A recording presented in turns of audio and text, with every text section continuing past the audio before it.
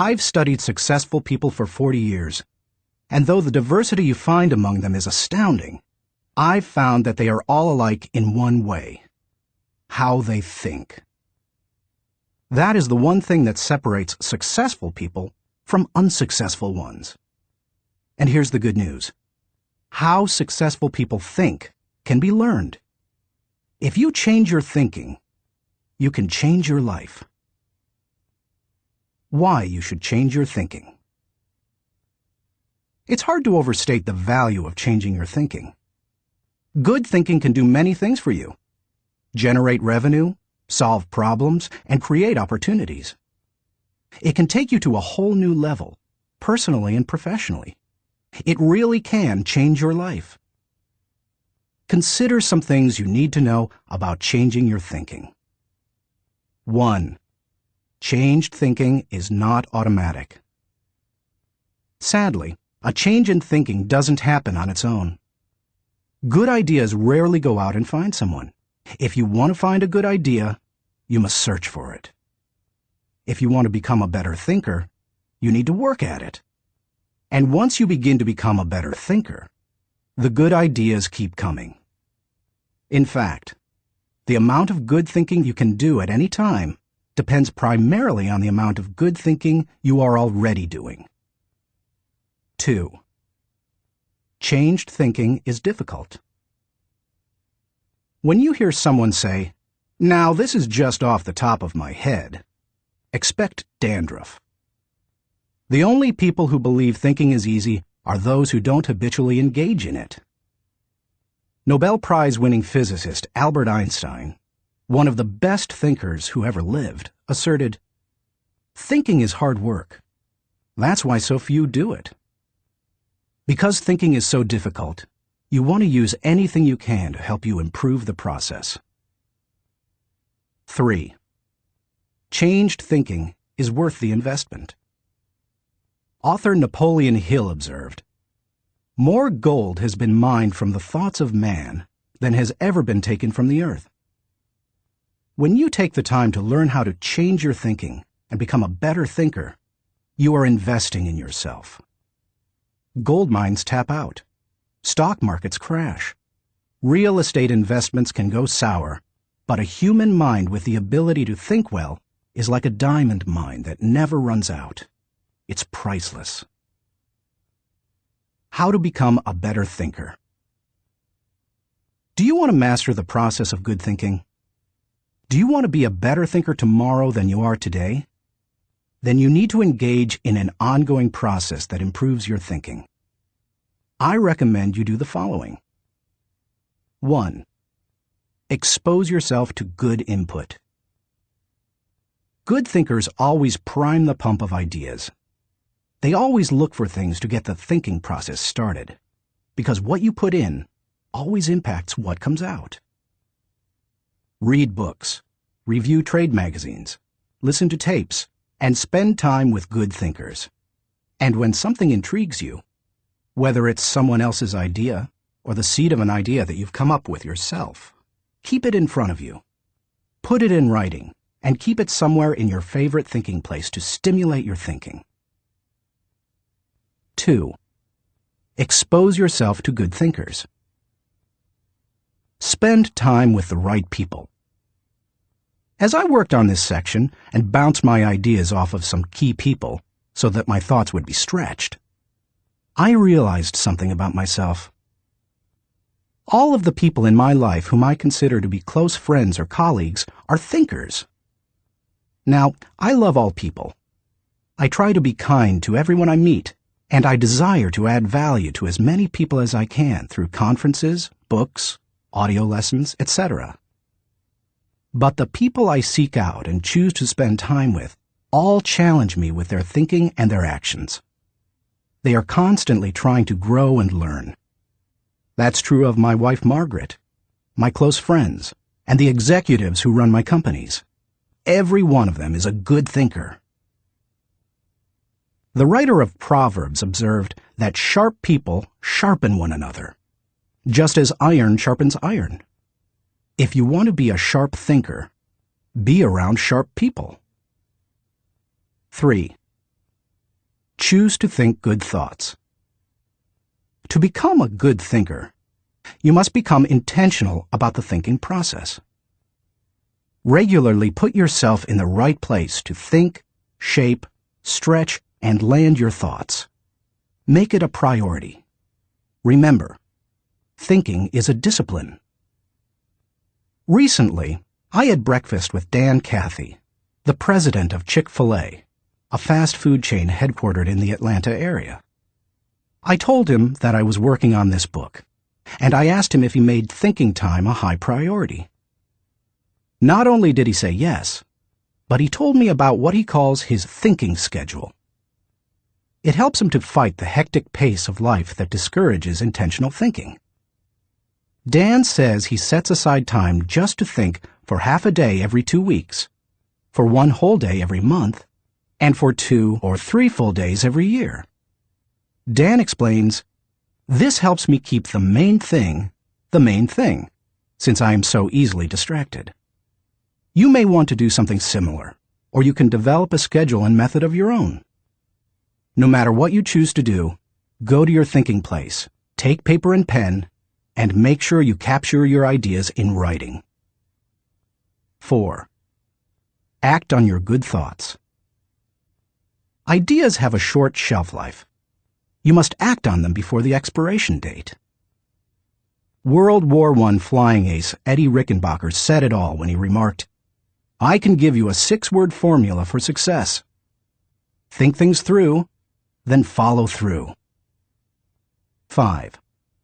Allow your emotions to create another good thought.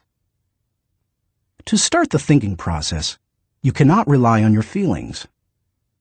In Failing Forward, I wrote that you can act your way into feeling long before you can feel your way into action. If you wait until you feel like doing something, you will likely never accomplish it. The same is true for thinking. You cannot wait until you feel like thinking to do it. However, I found that once you engage in the process of good thinking, you can use your emotions to feed the process and create mental momentum. Try it for yourself. After you go through the disciplined process of thinking and enjoy some success, allow yourself to savor the moment and try riding the mental energy of that success. If you're like me, it's likely to spur additional thoughts and productive ideas. 6. Repeat the process. One good thought does not make a good life. The people who have one good thought and try to ride it for an entire career often end up unhappy or destitute. They are the one-hit wonders, the one-book authors, the one-message speakers, the one-time inventors who spend their life struggling to protect or promote their single idea. Success comes to those who have an entire mountain of gold that they continually mine, not those who find one nugget and try to live on it for 50 years. To become someone who can mine a lot of gold, you need to keep repeating the process of good thinking. Putting yourself in the right place to think. Becoming a good thinker isn't overly complicated. It's a discipline. If you do the 6 things I have outlined, you will set yourself up for a lifestyle of better thinking. But what do you do to come up with specific ideas on a day-to-day basis? I want to teach you the process that I've used to discover and develop good thoughts. It's certainly not the only one that works, but it has worked well for me. 1. Find a place to think your thoughts. If you go to your designated place to think, expecting to generate good thoughts, then eventually you will come up with some. Where is the best place to think? Everybody's different. Some people think best in the shower. Others, like my friend Dick Biggs, like to go to a park. For me, the best places to think are in my car, on planes, and in the spa. Ideas come to me in other places as well, such as when I'm in bed. I keep a special lighted writing pad on my nightstand for such times. I believe I often get thoughts because I make it a habit to frequently go to my thinking places. If you want to consistently generate ideas, you need to do the same thing. Find a place where you can think and plan to capture your thoughts on paper so that you don't lose them. When I found a place to think my thoughts found a place in me. 2. Find a place to shape your thoughts. Rarely do ideas come fully formed and completely worked out. Most of the time, they need to be shaped until they have substance. As my friend Dan Ryland says, they have to stand the test of clarity and questioning. During the shaping time, you want to hold an idea up to strong scrutiny. Many times a thought that seemed outstanding late at night looks pretty silly in the light of day. Ask questions about your ideas. Fine-tune them. One of the best ways to do that is to put your thoughts in writing. Professor, college president, and U.S. Senator S.I. Hayakawa wrote, "Learning to write is learning to think. You don't know anything clearly unless you can state it in writing." As you shape your thoughts, you find out whether an idea has potential. You learn what you have. You also learn some things about yourself. The shaping time thrills me because it embodies humor. The thoughts that don't work often provide comic relief. Humility. The moments when I connect with God awe me. Excitement. I love to play out an idea mentally. I call it futuring it. Creativity. In these moments, I am unhampered by reality. Fulfillment. God made me for this process. It uses my greatest gifts and gives me joy. Honesty. As I turn over an idea in my mind, I discover my true motives. Passion. When you shape a thought, you find out what you believe and what really counts. Change. Most of the changes I have made in my life resulted from thorough thinking on a subject. You can shape your thoughts almost anywhere. Just find a place that works for you, where you will be able to write things down, focus your attention without interruptions, and ask questions about your ideas. 3. Find a place to stretch your thoughts. If you come upon great thoughts and spend time mentally shaping them, don't think you're done and can stop there.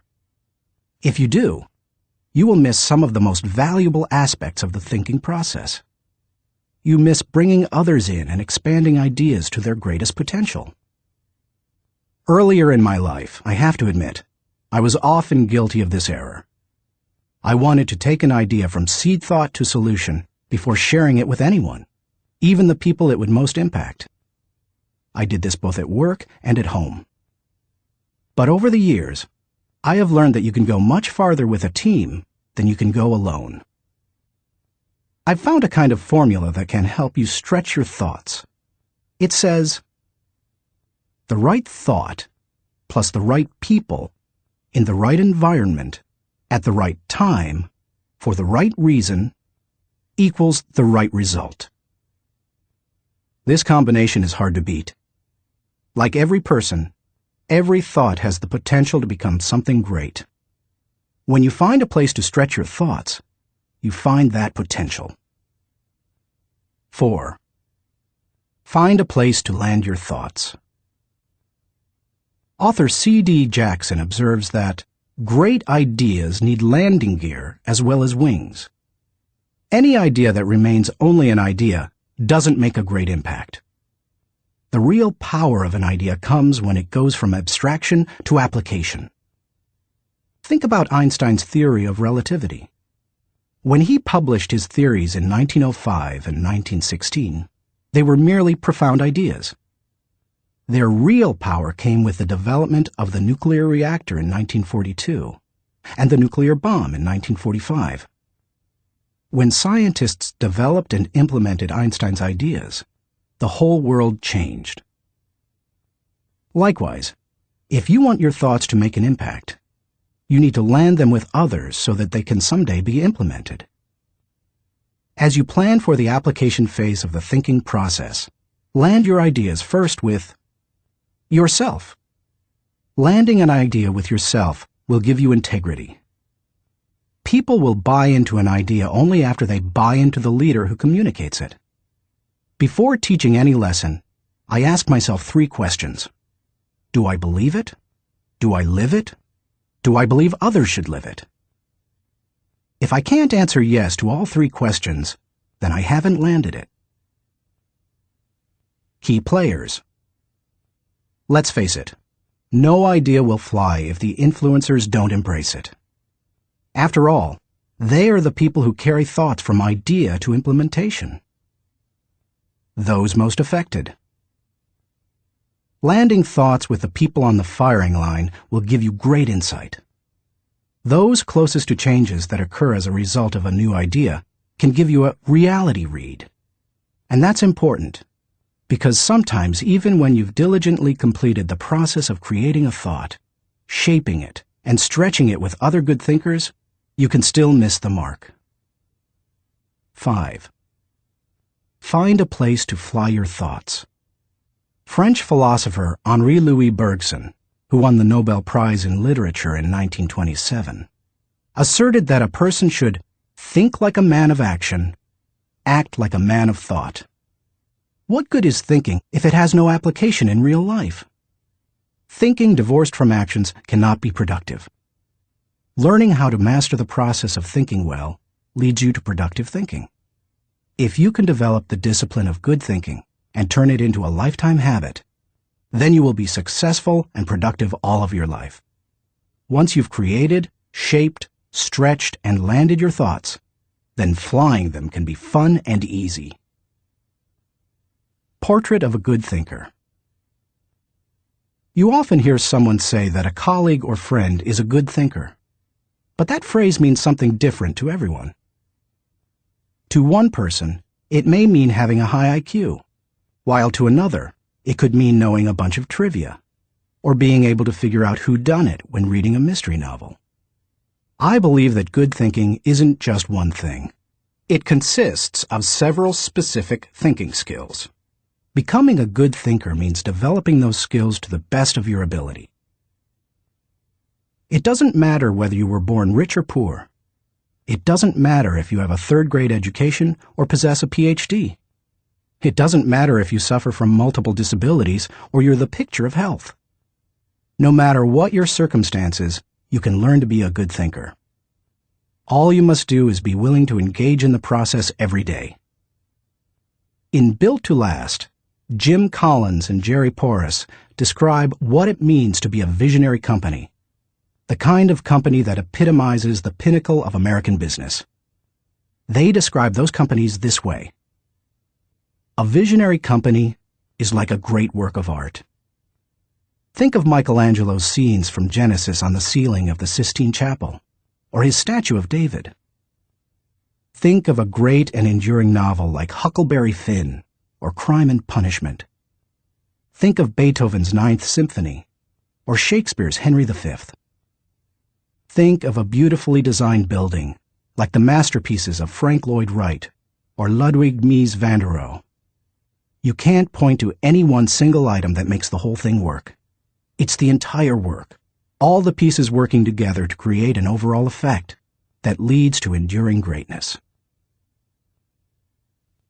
Good thinking is similar. You need all the thinking pieces to become the kind of person who can achieve great things. Those pieces include the following 11 skills. Seeing the wisdom of big picture thinking.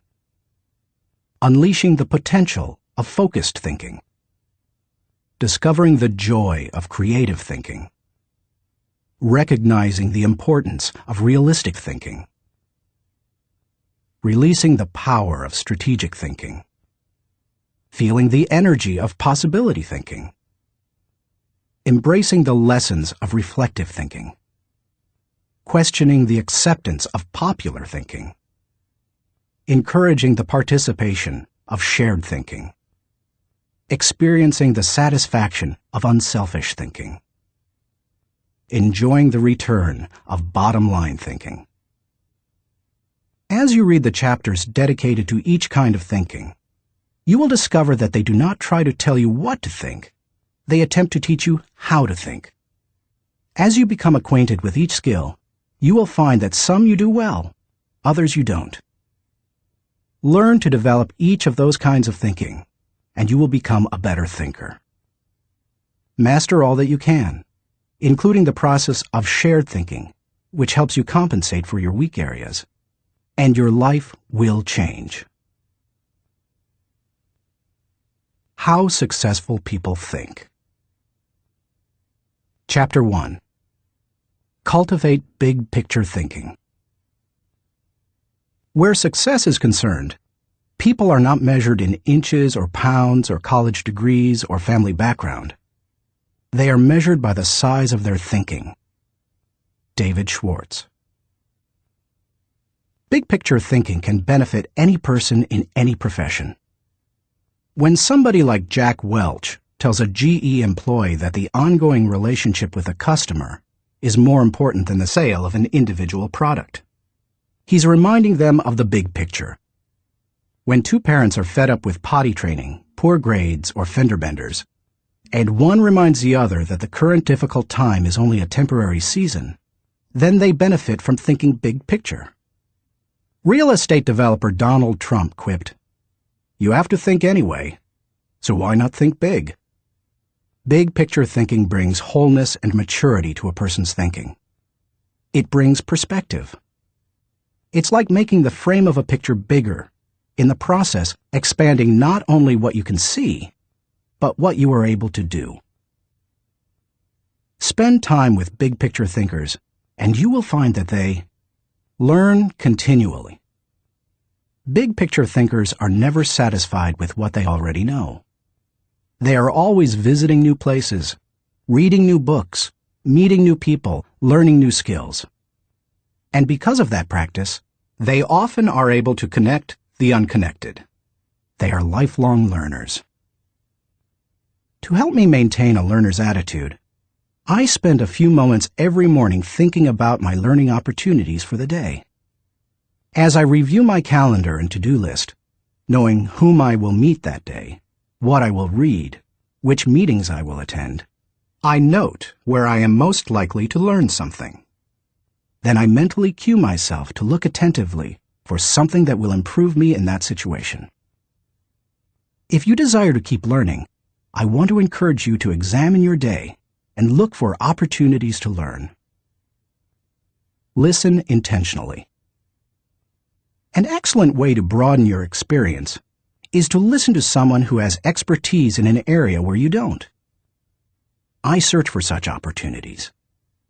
One year I spoke to about 900 coaches and scouts at the Senior Bowl, where graduating football players participate in their last college game. I had the opportunity, along with my son-in-law Steve Miller, to have dinner with NFL head coaches Dave Wanstead and Butch Davis.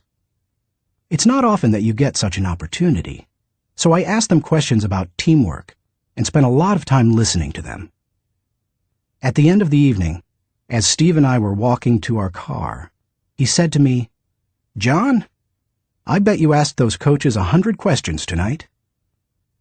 "If I'm going to learn and grow," I replied, "I must know what questions to ask and know how to apply the answers to my life." Listening has taught me a lot more than talking. When you meet with people, it's good to have an agenda so that you can learn. It's a great way to partner with people who can do things you can't. Big picture thinkers recognize that they don't know lots of things. They frequently ask penetrating questions to enlarge their understanding and thinking. If you want to become a better big picture thinker, then become a good listener. Look expansively. Writer Henry David Thoreau wrote, "Many an object is not seen, though it falls within the range of our visual ray, because it does not come within the range of our intellectual ray." Human beings habitually see their own world first. For example, when people arrive at a leadership conference put on by my company, Enjoy, they want to know where they're going to park, whether they will be able to get a good and comfortable seat, whether the speaker will be on, and if the breaks will be spaced right. When I arrive to speak at the same conference, I want to know that the lighting is good, the sound equipment is operating effectively, whether the speaker's platform will be close enough to the people, etc. Who you are determines what you see and how you think. Big picture thinkers realize there is a world out there besides their own, and they make an effort to get outside of themselves and see other people's worlds through their eyes. It's hard to see the picture while inside the frame. To see how others see, you must first find out how they think. Becoming a good listener certainly helps with that. So does getting over your personal agenda and trying to take the other person's perspective. Live completely. French essayist Michel de Montaigne wrote, "The value of life lies not in the length of days, but in the use we make of them. A man may live long, yet live very little. The truth is that you can spend your life any way you want, but you can spend it only once." Becoming a big picture thinker can help you to live with wholeness, to live a very fulfilling life. People who see the big picture expand their experience because they expand their world.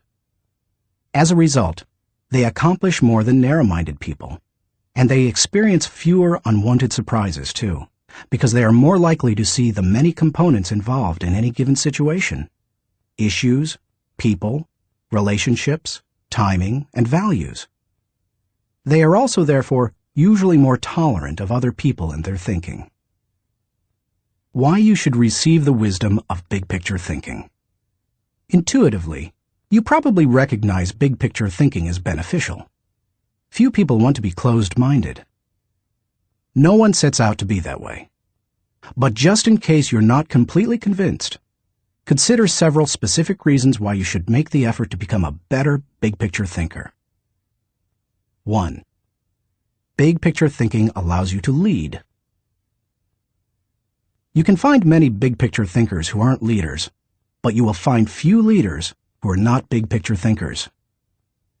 Leaders must be able to do many important things for their people. See the vision before their people do.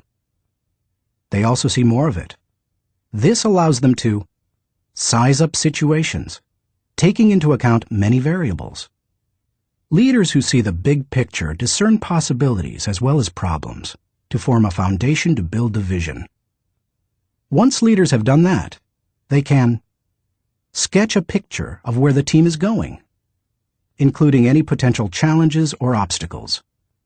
The goal of leaders shouldn't be merely to make their people feel good, but to help them be good and accomplish the dream.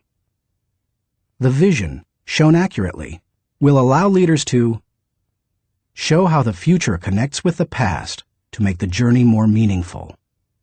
When leaders recognize this need for connection and bridge it, then they can seize the moment when the timing is right. In leadership, when to move is as important as what you do.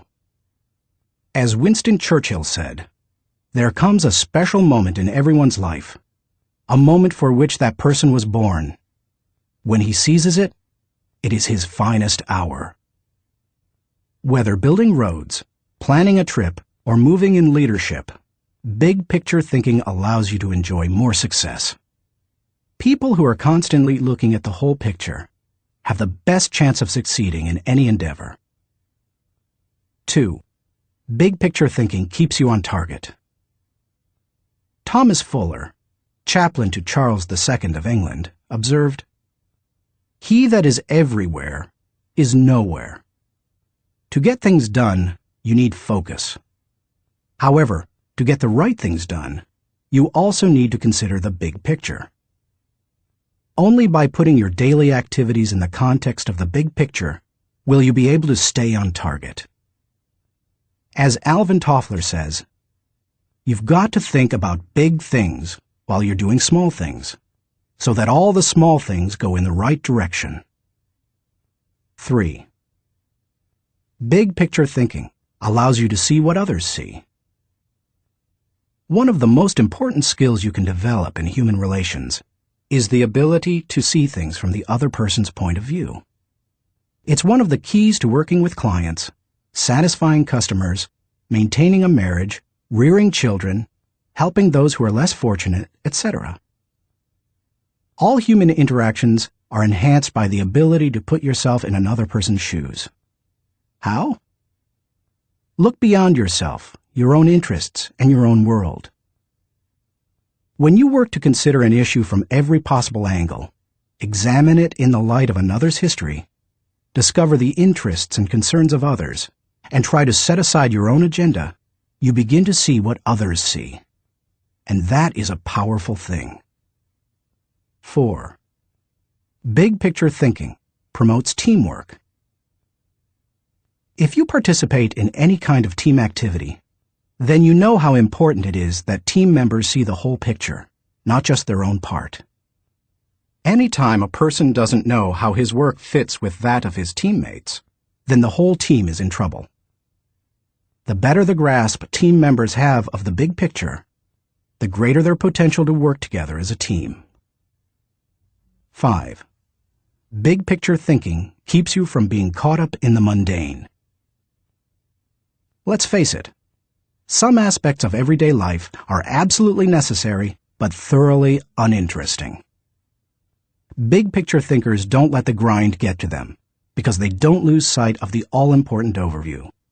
They know that the person who forgets the ultimate is a slave to the immediate. 6. Big picture thinking helps you to chart uncharted territory. Have you ever heard the expression, "We'll cross that bridge when we come to it"? That phrase undoubtedly was coined by someone who had trouble seeing the big picture. The world was built by people who crossed bridges in their minds long before anyone else did.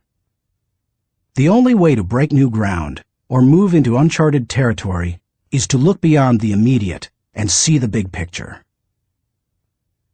How to acquire the wisdom of big picture thinking. If you desire to seize new opportunities and open new horizons, then you need to add big picture thinking to your abilities. To become a good thinker, better able to see the big picture, keep in mind the following suggestions. 1. Don't strive for certainty. Big picture thinkers are comfortable with ambiguity. They don't try to force every observation or piece of data into pre-formulated mental cubbyholes. They think broadly and can juggle many seemingly contradictory thoughts in their minds. If you want to cultivate the ability to think big picture, then you must get used to embracing and dealing with complex and diverse ideas. 2. Learn from every experience. Big picture thinkers broaden their outlook by striving to learn from every experience. They don't rest on their successes, they learn from them. More importantly, they learn from their failures. They can do that because they remain teachable. Varied experiences, both positive and negative, help you see the big picture. The greater the variety of experience and success, the more potential to learn you have. If you desire to be a big picture thinker, then get out there and try a lot of things.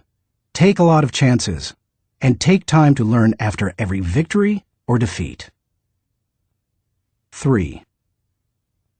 Gain insight from a variety of people. Big picture thinkers learn from their experiences, but they also learn from experiences they don't have. That is, they learn by receiving insight from others, from customers, employees, colleagues, and leaders. If you desire to broaden your thinking and see more of the big picture, then seek out counselors to help you. But be wise in whom you ask for advice. Gaining insight from a variety of people doesn't mean stopping anyone and everyone in hallways and grocery store lines and asking what they think about a given subject. Be selective. Talk to people who know and care about you, who know their field, and who bring experience deeper and broader than your own. 4. Give yourself permission to expand your world. If you want to be a big picture thinker, you will have to go against the flow of the world. Society wants to keep people in boxes. Most people are married mentally to the status quo. They want what was, not what can be. They seek safety in simple answers. To think big picture, you need to give yourself permission to go a different way, to break new ground, to find new worlds to conquer. And when your world does get bigger, you need to celebrate. Never forget there is more out there in the world than what you've experienced. Keep learning, keep growing, and keep looking at the big picture. If you desire to be a good thinker, that's what you need to do. Thinking question. Am I thinking beyond myself and my world so that I process ideas with a holistic perspective? Chapter 2. Engage in focused thinking. He did each thing as if he did nothing else. Spoken of novelist Charles Dickens. Philosopher Bertrand Russell once asserted, "To be able to concentrate for a considerable time is essential to difficult achievement." Sociologist Robert Lind observed that, "Knowledge is power only if a man knows what facts are not to bother about." Focused thinking removes distractions and mental clutter so that you can concentrate on an issue and think with clarity. Focused thinking can do several things for you. 1. Focused thinking harnesses energy toward a desired goal. Focus can bring energy and power to almost anything, whether physical or mental. If you're learning how to pitch a baseball and you want to develop a good curveball, then focused thinking while practicing will improve your technique. If you need to refine the manufacturing process of your product, focused thinking will help you develop the best method. If you want to solve a difficult mathematics problem, focused thinking helps you break through to the solution. The greater the difficulty of a problem or issue, the more focused thinking time is necessary to solve it. 2. Focused thinking gives ideas time to develop. I love to discover and develop ideas. I often bring my creative team together for brainstorming and creative thinking. When we first get together, we try to be exhaustive in our thinking in order to generate as many ideas as possible. The birthing of a potential breakthrough often results from sharing many good ideas. But to take ideas to the next level, you must shift from being expansive in your thinking to being selective. I have discovered that a good idea can become a great idea when it is given focus time. It's true that focusing on a single idea for a long time can be very frustrating. I've often spent days focusing on a thought and trying to develop it, only to find that I could not improve the idea. But sometimes, my perseverance in focused thinking pays off. That brings me great joy. And when focused thinking is at its best, not only does the idea grow, but so do I. 3. Focused thinking brings clarity to the target. I consider golf one of my favorite hobbies. It's a wonderfully challenging game. I like it because the objectives are so clear. Professor William Mobley of the University of South Carolina made the following observation about golf. One of the most important things about golf is the presence of clear goals. You see the pins, you know the par. It's neither too easy nor unattainable. You know your average score, and there are competitive goals. Competitive with par, with yourself, and others. These goals give you something to shoot at. In work, as in golf, goals motivate. One time on the golf course, I followed a golfer who neglected to put the pin back in the hole after he putted. Because I could not see my target, I couldn't focus properly. My focus quickly turned to frustration and to poor play. To be a good golfer, a person needs to focus on a clear target. The same is true in thinking. Focus helps you to know the goal and to achieve it. 4.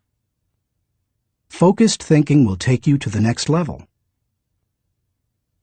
No one achieves greatness by becoming a generalist. You don't hone a skill by diluting your attention to its development. The only way to get to the next level is to focus. No matter whether your goal is to increase your level of play, sharpen your business plan, improve your bottom line, develop your subordinates, or solve personal problems, you need to focus. Author Harry A. Overstreet observed, "The immature mind hops from one thing to another. The mature mind seeks to follow through." Where should you focus your thinking? Does every area of your life deserve dedicated, focused thinking time? Of course, the answer is no. Be selective, not exhaustive, in your focused thinking. For me, that means dedicating in-depth thinking time to 4 areas: leadership, creativity, communication, and intentional networking. Your choices will probably differ from mine. Here are a few suggestions to help you figure them out. Identify your priorities. First, take into account your priorities for yourself, your family, and your team. Author, consultant, and award-winning thinker Edward de Bono quipped, "A conclusion is the place where you get tired of thinking." Unfortunately, many people land on priorities based on where they run out of steam. You certainly don't want to do that. Nor do you want to let others set your agenda. There are many ways to determine priorities. If you know yourself well, begin by focusing on your strengths, the things that make best use of your skills and God-given talents. You might also focus on what brings the highest return and reward. Do what you enjoy most and do best. You could use the 80-20 rule. Give 80% of your effort to the top 20%, most important, activities. Another way is to focus on exceptional opportunities that promise a huge return. It comes down to this. Give your attention to the areas that bear fruit. Discover your gifts. Not all people are self-aware and have a good handle on their own skills, gifts, and talents. They are a little like the comic strip character Charlie Brown. One day after striking out in a baseball game, he says, "Rats! I'll never be a big league player. I just don't have it. All my life I've dreamed of playing in the big leagues, but I'll never make it." To which Lucy replies, "Charlie Brown, you're thinking too far ahead. What you need to do is set more immediate goals for yourself." For a moment, Charlie Brown sees a ray of hope. "Immediate goals?" he says. "Yes," answers Lucy. "Start with the next inning. When you go out to pitch, see if you can walk out to the mound without falling down." I've met many individuals who grew up in a household full of Lucys. They received little encouragement or affirmation, and as a result, seem at a loss for direction. If you have that kind of background, you need to work extra hard to figure out what your gifts are. Take a personality profile such as DISC or Myers-Briggs. Interview positive friends and family members to see where they think you shine. Spend some time reflecting on past successes. If you're going to focus your thinking in your areas of strength, you need to know what they are.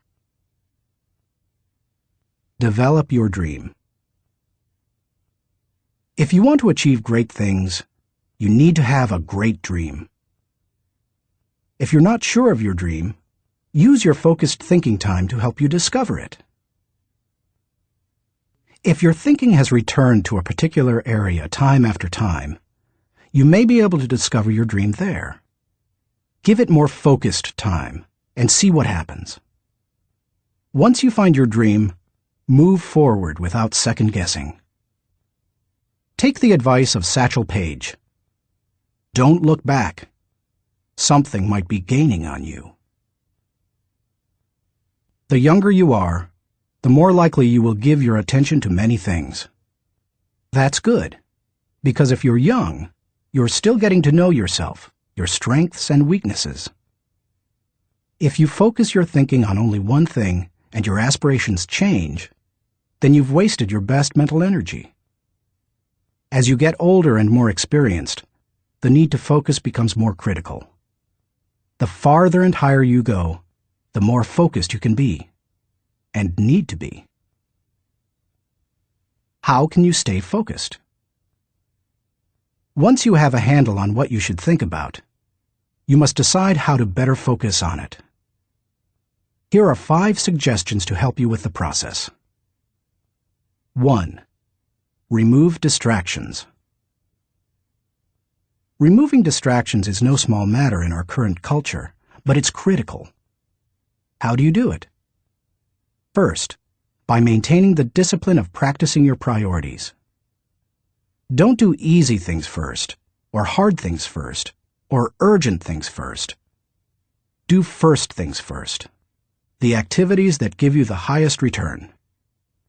In that way, you keep the distractions to a minimum.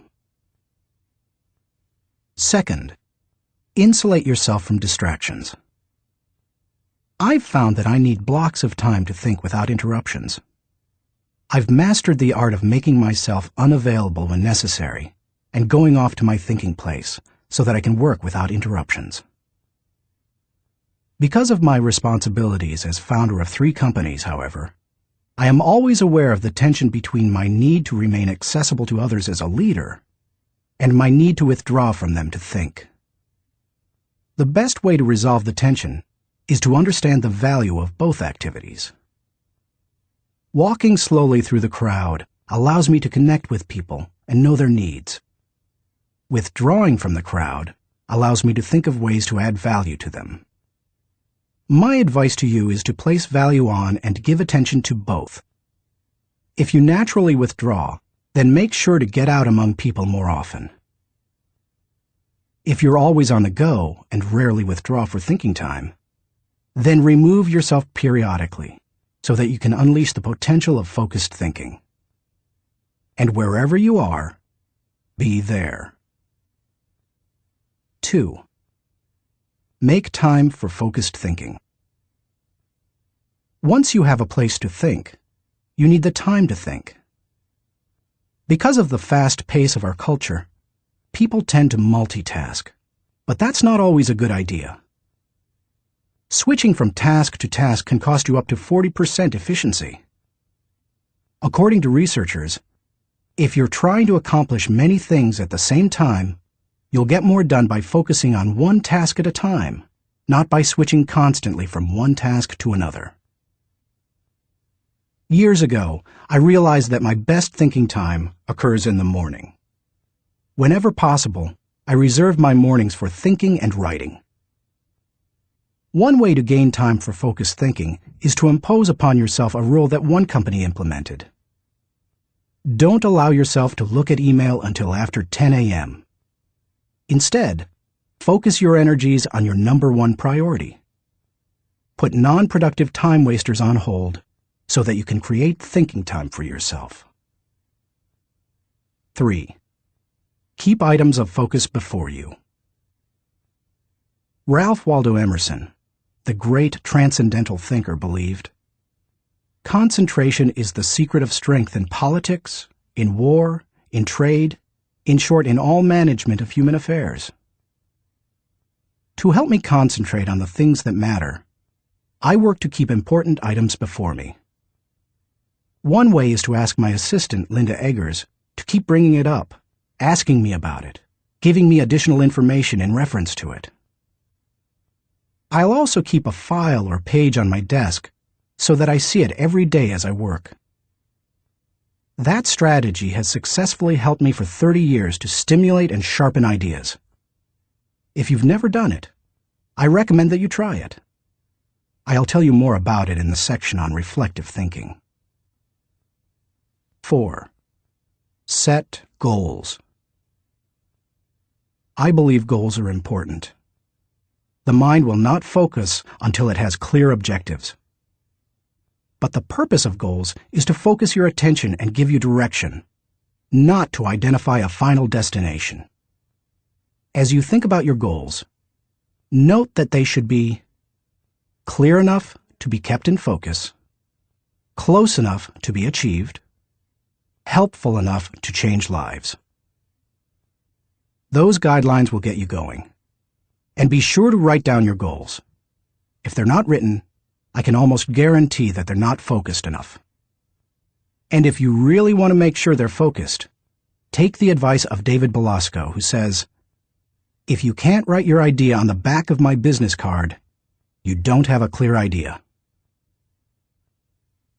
Even if you look back years from now and think your goals were too small, they will have served their purpose if they provide you with direction. 5. Question your progress. Take a good look at yourself from time to time to see whether you are actually making progress. That is the most accurate measure of whether you are making the best use of focused thinking. Ask yourself, am I seeing a return for my investment of focused thinking time? Is what I am doing getting me closer to my goals? Am I headed in a direction that helps me to fulfill my commitments, maintain my priorities, and realize my dreams? What are you giving up to go up? No one can go to the highest level and remain a generalist. My dad used to say, "Find the one thing you do well and don't do anything else." I've found that to do well at a few things, I've had to give up many things. As I worked on this chapter, I spent some time reflecting on the kinds of things I've given up. Here are the main ones. I can't know everyone. I love people, and I'm outgoing. Put me into a room full of people and I feel energized. So it goes against my grain to restrict myself from spending time with lots of people. To compensate for that, I've done a couple of things. First, I've chosen a strong inner circle of people. They not only provide tremendous professional help, but they also make life's journey much more pleasant. Second, I ask certain friends to catch me up on what's happening in the lives of other friends. I usually do that when I'm traveling and can't block out the time I would need for focused thinking. I can't do everything. There are only a few exceptional opportunities in any person's lifetime. That's why I strive for excellence in a few things rather than a good performance in many. That's cost me. Because of my workload, I also have to skip doing many things that I would love to do. For example, every week I hand off projects that I think would be fun to do myself. I practice the 10-80-10 principle with the people to whom I'm delegating a task. I help with the first 10% by casting vision, laying down parameters, providing resources, and giving encouragement. Then, once they've done the middle 80%, I come alongside them again and help them take whatever it is the rest of the way, if I can. I call it putting the cherry on top. I can't go everywhere. Every conference speaker and author has to travel a lot. Before I began doing much speaking, that seemed like a glamorous life. But after logging several million miles, I know what kind of a toll it can take. Ironically, I still love traveling for pleasure with my wife Margaret. It's one of our great joys. She and I could take 10 vacations a year and enjoy every one of them. Yet we can't because so much of my time is consumed doing what I was called to do: help people to grow personally and to develop as leaders. I can't be well-rounded. Being focused also keeps me from being well-rounded. I tell people, 99% of everything in life I don't need to know about. I try to focus on the 1% that gives me the highest return. And of the remaining 99, Margaret keeps me aware of whatever I need to know. It's one of the ways I keep from getting totally out of balance in my life. Being willing to give up some of the things you love in order to focus on what has the greatest impact isn't an easy lesson to learn. But the earlier you embrace it, the sooner you can dedicate yourself to excellence in what matters most. Thinking question. Am I dedicated to removing distractions and mental clutter so that I can concentrate with clarity on the real issue? Chapter 3. Harness creative thinking. The joy is in creating, not maintaining. Vince Lombardi, NFL Hall of Fame coach.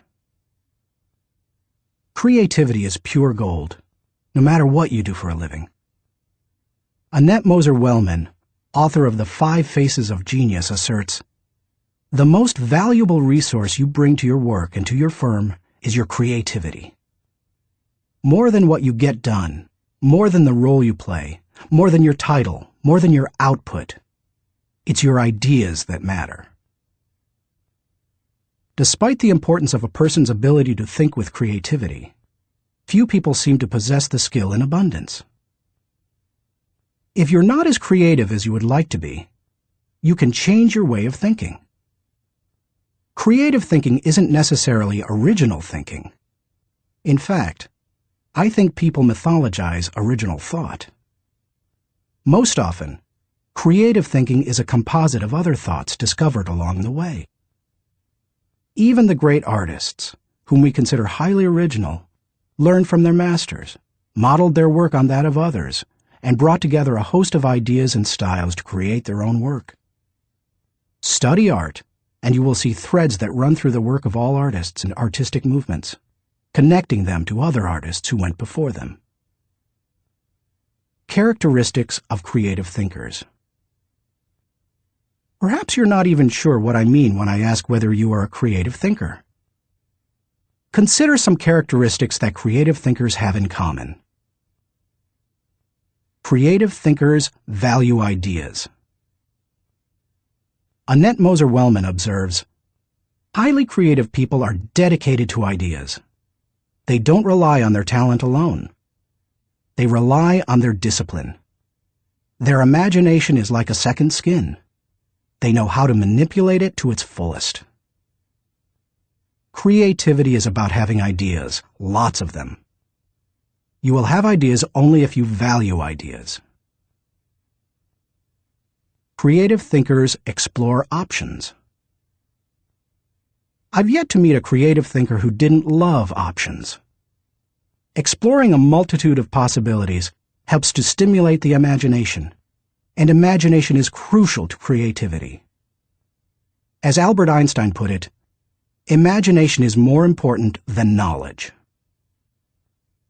People who know me well will tell you that I place a very high value on options. Why? Because they provide the key to finding the best answer, not the only answer. Good thinkers come up with the best answers. They create backup plans that provide them with alternatives. They enjoy freedom that others do not possess, and they will influence and lead others. Creative thinkers embrace ambiguity. Writer H.L. Mencken said, "It is the dull man who is always sure, and the sure man who is always dull." Creative people don't feel the need to stamp out uncertainty. They see all kinds of inconsistencies and gaps in life, and they often take delight in exploring those gaps, or in using their imagination to fill them in. Creative thinkers celebrate the offbeat. Creativity, by its very nature, often explores off the beaten path and goes against the grain. Diplomat and longtime president of Yale University, Kingman Brewster, said, "There is a correlation between the creative and the screwball, so we must suffer the screwball gladly." To foster creativity in yourself or others, be willing to tolerate a little oddness. Creative thinkers connect the unconnected. Because creativity utilizes the ideas of others, there's great value in being able to connect one idea to another, especially to seemingly unrelated ideas. Graphic designer Tim Hansen says, "Creativity is especially expressed in the ability to make connections, to make associations, to turn things around and express them in a new way. Creating additional thoughts is like taking a trip in your car. You may know where you are going, but only as you move toward your destination can you see and experience things in a way not possible before you started. Creative thinking works something like this. Think, then collect, then create, then correct, then connect. Once you begin to think, you are free to collect. You ask yourself, what material relates to this thought? Once you have the material, you ask, what ideas can make the thought better? That can start to take an idea to the next level. After that, you can correct or refine it by asking, what changes can make these ideas better? Finally, you connect the ideas by positioning them in the right context to make the thought complete and powerful. Creative thinkers don't fear failure. Creativity demands the ability to be unafraid of failure, because creativity equals failure. You may be surprised to hear such a statement, but it's true. Charles Frankel asserts that anxiety is the essential condition of intellectual and artistic creation. Creativity requires a willingness to look stupid. It means getting out on a limb, knowing that the limb often breaks. Creative people know these things and still keep searching for new ideas. They just don't let the ideas that don't work prevent them from coming up with more ideas that do work. Why you should discover the joy of creative thinking. Creativity can improve a person's quality of life. Here are 5 specific things creative thinking has the potential to do for you. 1. Creative thinking adds value to everything. Wouldn't you enjoy a limitless reservoir of ideas that you could draw upon at any time? That's what creative thinking gives you. For that reason, no matter what you are currently able to do, creativity can increase your capabilities. Creativity is being able to see what everybody else has seen and think what nobody else has thought, so that you can do what nobody else has done. Sometimes, creative thinking lies along the lines of invention, where you break new ground. Other times, it moves along the lines of innovation, which helps you to do old things in a new way. But either way, it's seeing the world through sufficiently new eyes so that new solutions appear. That always adds value. 2. Creative thinking compounds. Over the years, I've found that creative thinking is hard work, but creative thinking compounds, given enough time and focus. Perhaps more than any other kind of thinking, creative thinking builds on itself and increases the creativity of the thinker. Poet Maya Angelou observed, "You can't use up creativity. The more you use, the more you have." Sadly, too often creativity is smothered rather than nurtured. There has to be a climate in which new ways of thinking, perceiving, questioning are encouraged. If you cultivate creative thinking in an environment that nurtures creativity, there's no telling what kind of ideas you can come up with. I'll talk more on that later. 3. Creative thinking draws people to you and your ideas. Creativity is intelligence having fun. People admire intelligence, and they are always attracted to fun, so the combination is fantastic. If anyone could be said to have fun with his intelligence, it was Leonardo da Vinci. The diversity of his ideas and expertise staggers the mind. He was a painter, architect, sculptor, anatomist, musician, inventor, and engineer. The term Renaissance man was coined because of him. Just as people were drawn to Da Vinci and his ideas during the Renaissance, they are drawn to creative people today. If you cultivate creativity, you will become more attractive to other people, and they will be drawn to you. 4. Creative thinking helps you learn more. Author and creativity expert Ernie Zielinski says, "Creativity is the joy of not knowing it all. The joy of not knowing it all refers to the realization that we seldom, if ever, have all the answers. We always have the ability to generate more solutions to just about any problem. Being creative is being able to see or imagine a great deal of opportunity to life's problems. Creativity is having options." It almost seems too obvious to say, but if you are always actively seeking new ideas, you will learn. Creativity is teachability. It's seeing more solutions than problems. And the greater the quantity of thoughts, the greater the chance for learning something new. 5. Creative thinking challenges the status quo. If you desire to improve your world, or even your own situation, then creativity will help you. The status quo and creativity are incompatible. Creativity and innovation always walk hand in hand. How to discover the joy of creative thinking. At this point, you may be saying, "Okay, I'm convinced that creative thinking is important. But how do I find the creativity within me? How do I discover the joy of creative thought?" Here are 5 ways to do it. 1. Remove creativity killers. Economics professor and humor author Stephen Leacock said, "Personally, I would sooner have written Alice in Wonderland than the whole Encyclopedia Britannica." He valued the warmth of creativity over cold facts. If you do too, then you need to eliminate attitudes that devalue creative thinking. Take a look at the following phrases. They are almost guaranteed to kill creative thinking anytime you hear or think them. "I'm not a creative person." "Follow the rules." "Don't ask questions." "Don't be different." "Stay within the lines." "There is only one way." "Don't be foolish." "Be practical." "Be serious." "Think of your image." "That's not logical." "It's not practical."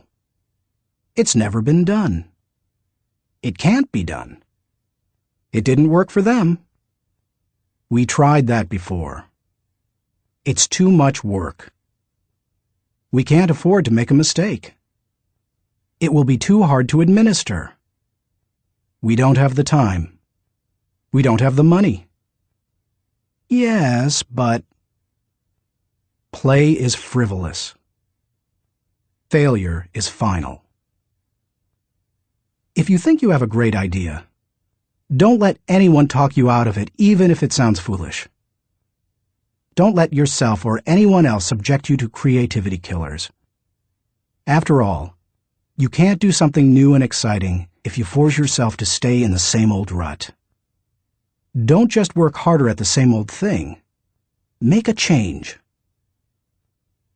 2. Think creatively by asking the right questions. Creativity is largely a matter of asking the right questions. Management trainer Sir Anthony Jay said, "The uncreative mind can spot wrong answers, but it takes a creative mind to spot wrong questions." Wrong questions shut down the process of creative thinking. They direct thinkers down the same old path, or they chide them into believing that thinking isn't necessary at all. To stimulate creative thinking, ask yourself questions such as, why must it be done this way?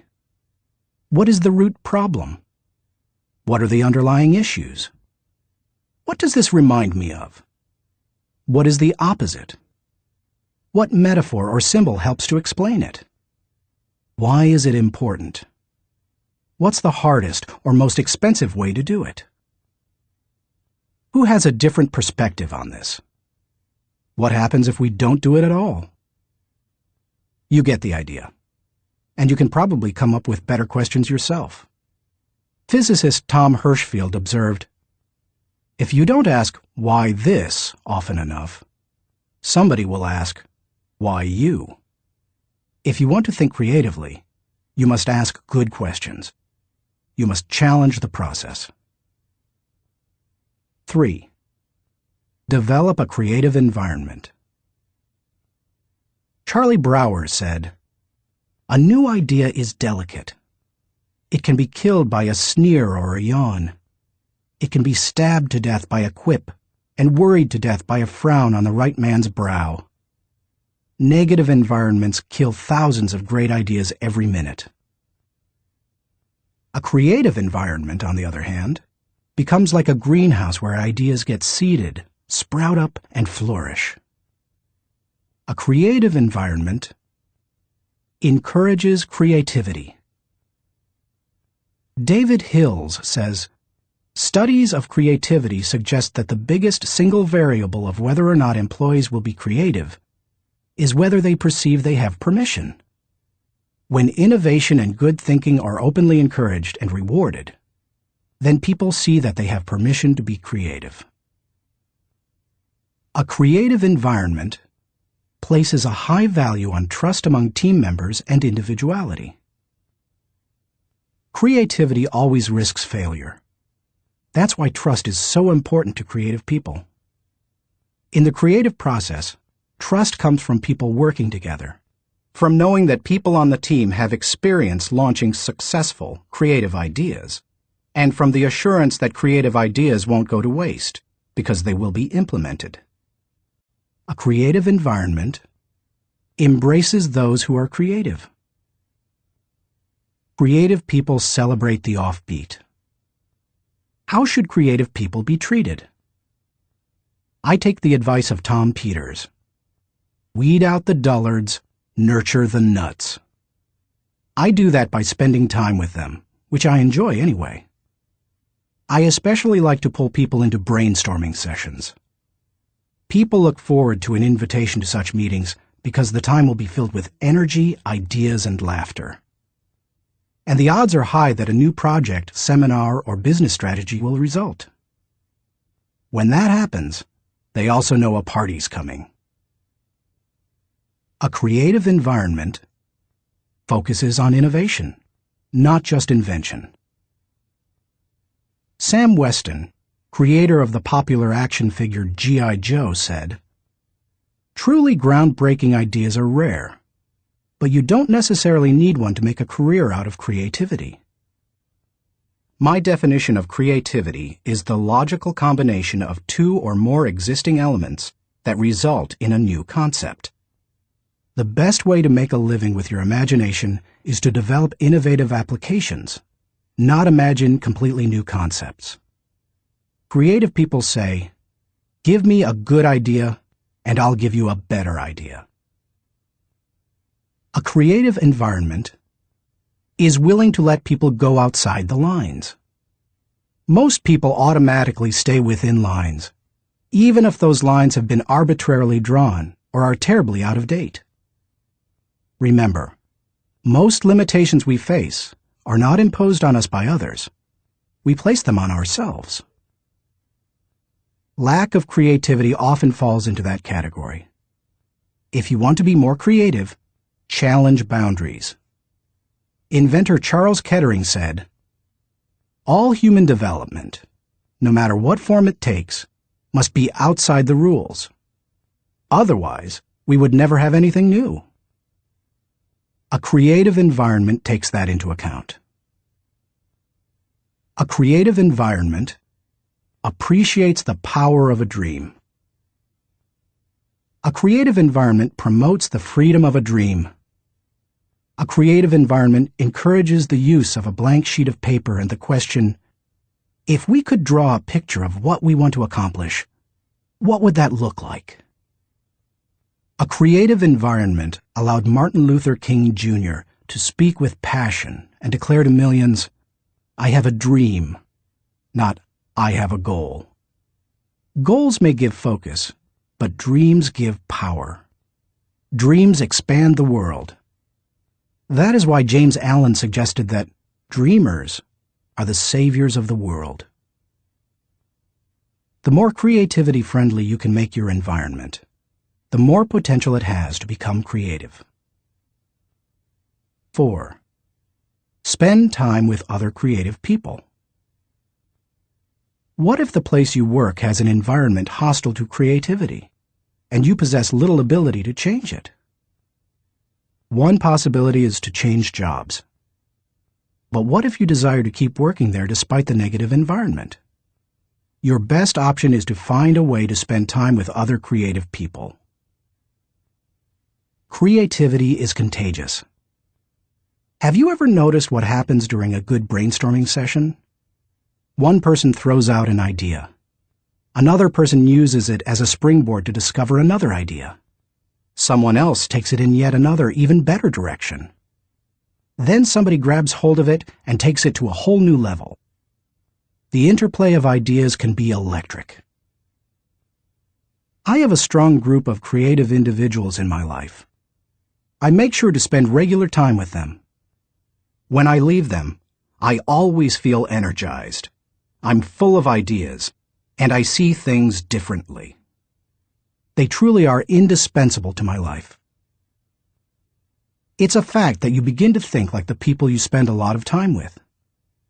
The more time you can spend with creative people, engaging in creative activities, the more creative you will become. 5. Get out of your box. Actress Katharine Hepburn remarked, "If you obey all the rules, you will miss all the fun." While I don't think it's necessary to break all the rules, many are in place to protect us, I do think it's unwise to allow self-imposed limitations to hinder us. Creative thinkers know that they must repeatedly break out of the box of their own history and personal limitations in order to experience creative breakthroughs. The most effective way to help yourself get out of the box is to expose yourself to new paradigms. One way you can do that is by traveling to new places. Explore other cultures, countries, and traditions. Find out how people very different from you live and think. Another is to read on new subjects. I'm naturally curious and love to learn, but I still have a tendency to read books only on my favorite subjects, such as leadership. I sometimes have to force myself to read books that broaden my thinking, because I know it's worth it. If you want to break out of your own box, get into somebody else's. Read broadly. Many people mistakenly believe that if individuals aren't born with creativity, they will never be creative. But you can see from the many strategies and examples I've given that creativity can be cultivated in the right supportive environment. Thinking question. Am I working to break out of my box of limitations so that I explore ideas and options to experience creative breakthroughs? Chapter 4. Employ realistic thinking. The first responsibility of a leader is to define reality. Max Dupree, Chairman of the Board of Herman Miller Incorporated. As anyone knows who's been out of school for a few years, there's usually a huge gap between a college education and the reality of the working world.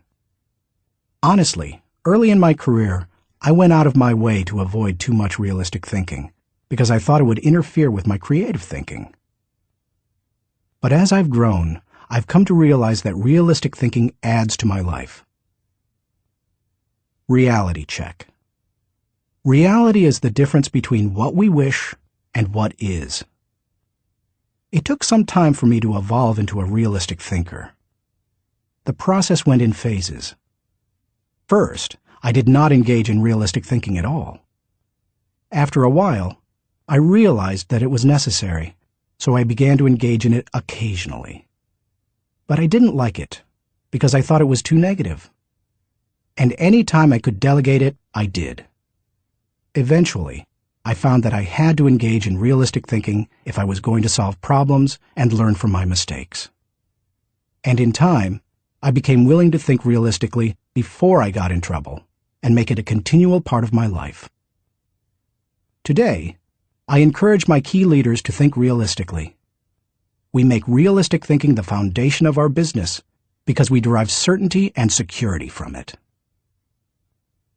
Why you should recognize the importance of realistic thinking.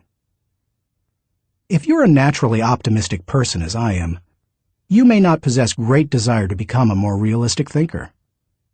But cultivating the ability to be realistic in your thinking will not undermine your faith in people, nor will it lessen your ability to see and seize opportunities. Instead, it will add value to you in other ways. 1. Realistic thinking minimizes downside risk. Actions always have consequences. Realistic thinking helps you to determine what those consequences could be.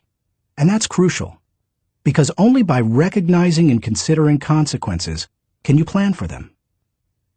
If you plan for the worst-case scenario, you can minimize the downside risk. 2. Realistic thinking gives you a target and a game plan. I've known business people who were not realistic thinkers. Here's the good news. They were very positive and had a high degree of hope for their business. Here's the bad news. Hope is not a strategy. Realistic thinking leads to excellence in leadership and management because it requires people to face reality. They begin to define their target and develop a game plan to hit it. When people engage in realistic thinking, they also begin to simplify practices and procedures, which results in better efficiency. Truthfully, in business, only a few decisions are important. Realistic thinkers understand the difference between the important decisions and those that are merely necessary in the normal course of business. The decisions that matter relate directly to your purpose. James Allen was right when he wrote, "Until thought is linked with purpose, there is no intelligent accomplishment." 3. Realistic thinking is a catalyst for change. People who rely on hope for their success rarely make change a high priority. If you have only hope, you imply that achievement and success are out of your hands. It's a matter of luck or chance. Why bother changing? Realistic thinking can dispel that kind of wrong attitude. There's nothing like staring reality in the face to make a person recognize the need for change. Change alone doesn't bring growth, but you cannot have growth without change. 4. Realistic thinking provides security. Anytime you have thought through the worst that can happen, and you have developed contingency plans to meet it, you become more confident and secure. It's reassuring to know that you are unlikely to be surprised. Disappointment is the difference between expectations and reality. Realistic thinking minimizes the difference between the two. 5. Realistic thinking gives you credibility. Realistic thinking helps people to buy into the leader and his or her vision. Leaders continually surprised by the unexpected soon lose credibility with their followers. On the other hand, leaders who think realistically and plan accordingly position their organizations to win. That gives their people confidence in them. The best leaders ask realistic questions before casting vision. They ask themselves things like, is it possible? Does this dream include everyone or just a few? Have I identified and articulated the areas that will make this dream difficult to achieve? 6. Realistic thinking provides a foundation to build on. Thomas Edison observed, "The value of a good idea is in using it." The bottom line on realistic thinking is that it helps you to make an idea usable by taking away the wish factor. Most ideas and efforts don't accomplish their intended results because they rely too much on what we wish rather than what is. You can't build a house in midair. It needs a solid foundation. Ideas and plans are the same. They need something concrete on which to build. Realistic thinking provides that solid foundation. 7. Realistic thinking is a friend to those in trouble. If creativity is what you would do if you were unafraid of the possibility of failure, then reality is dealing with failure if it does happen. Realistic thinking gives you something concrete to fall back on during times of trouble, which can be very reassuring. Certainty in the midst of uncertainty brings stability. 8. Realistic thinking brings the dream to fruition. British novelist John Galsworthy wrote, "Idealism increases in direct proportion to one's distance from the problem. If you don't get close enough to a problem, you can't tackle it. If you don't take a realistic look at your dream and what it will take to accomplish it, you will never achieve it." Realistic thinking helps to pave the way for bringing any dream to fruition. How to recognize the importance of realistic thinking. Because I'm naturally optimistic rather than realistic, I've had to take concrete steps to improve my thinking in this area. Here are 5 things I do to improve my realistic thinking. 1. Develop an appreciation for truth. I could not develop as a realistic thinker until I gained an appreciation for realistic thinking. And that means learning to look at and enjoy truth. President Harry S. Truman said, "I never give 'em hell. I just tell the truth, and they think it is hell."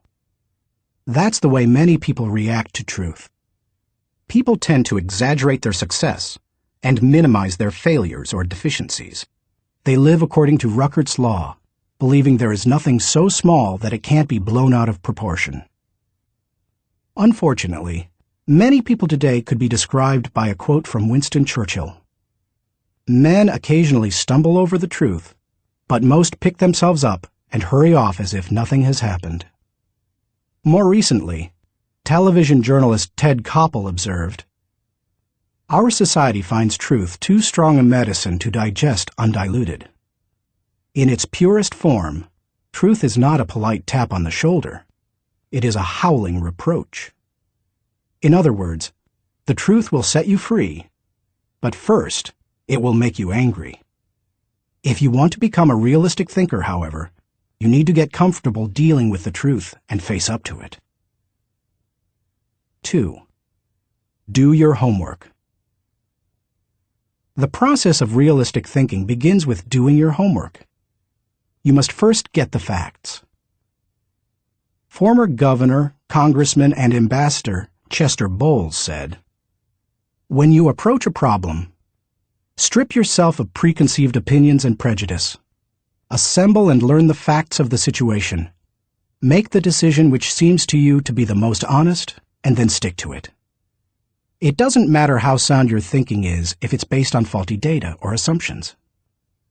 You can't think well in the absence of facts, or in the presence of poor information. You can also find out what others have done in similar circumstances. Remember, your thinking doesn't necessarily have to be original. It just has to be solid. Why not learn all you can from good thinkers who have faced similar situations in the past? Some of my best thinking has been done by others. 3. Think through the pros and cons.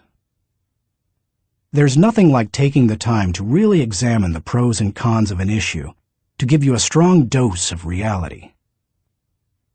It rarely comes down to simply choosing the course of action with the greatest number of pros, because all pros and cons do not carry equal weight. But that's not the value of the exercise anyway. Rather, it helps you to dig into the facts, examine an issue from many angles, and really count the cost of a possible course of action. 4. Picture the worst-case scenario.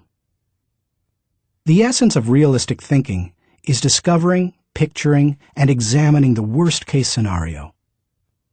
Ask yourself questions such as, what if sales fall short of projections? What if revenue hits rock bottom? Not an optimist's rock bottom, but real rock bottom. What if we don't win the account? What if the client doesn't pay us? What if we have to do the job short-handed? What if our best player gets sick? What if all the colleges reject my application? What if the market goes belly up? What if the volunteers quit? What if nobody shows up? You get the idea.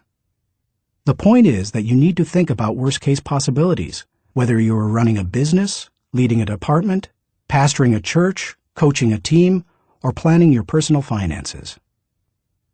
Your goal isn't to be negative or to expect the worst, just to be ready for it in case it happens. That way, you give yourself the best chance for a positive result, no matter what. If you picture the worst case and examine it honestly, then you really have experienced a reality check. You're ready for anything. As you do that, take the advice of Charles Hole, who advised, "Deliberate with caution, but act with decision, and yield with graciousness, or oppose with firmness." 5. Align your thinking with your resources. One of the keys to maximizing realistic thinking is aligning your resources with your objectives. Looking at pros and cons and examining worst-case scenarios will make you aware of any gaps between what you desire and what really is. Once you know what those gaps are, you can use your resources to fill them. After all, that's what resources are for. Super Bowl, Superdome, Super Security. Our country received lessons in realistic thinking following the tragedy of September 11, 2001. The destruction of the World Trade Center buildings in New York City far surpassed any worst-case scenarios that anyone might have envisioned. In the wake of that event, we now find that we don't have the luxury of avoiding or neglecting realistic thinking.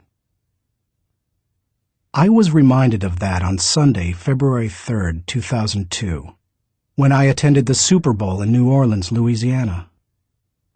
I had been to the big game twice before to root for the home team, first San Diego and later Atlanta, and had seen both teams lose.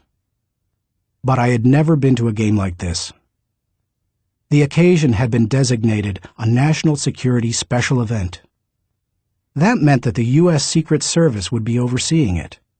Military personnel would work with local law enforcement, and security would be of the highest caliber. The Secret Service brought in several hundred agents and secured the area. In preparation for the game, access to the Superdome was highly restricted, with intensified screening. Officials blocked off roads, closed the nearby interstate, and designated the area a no-fly zone.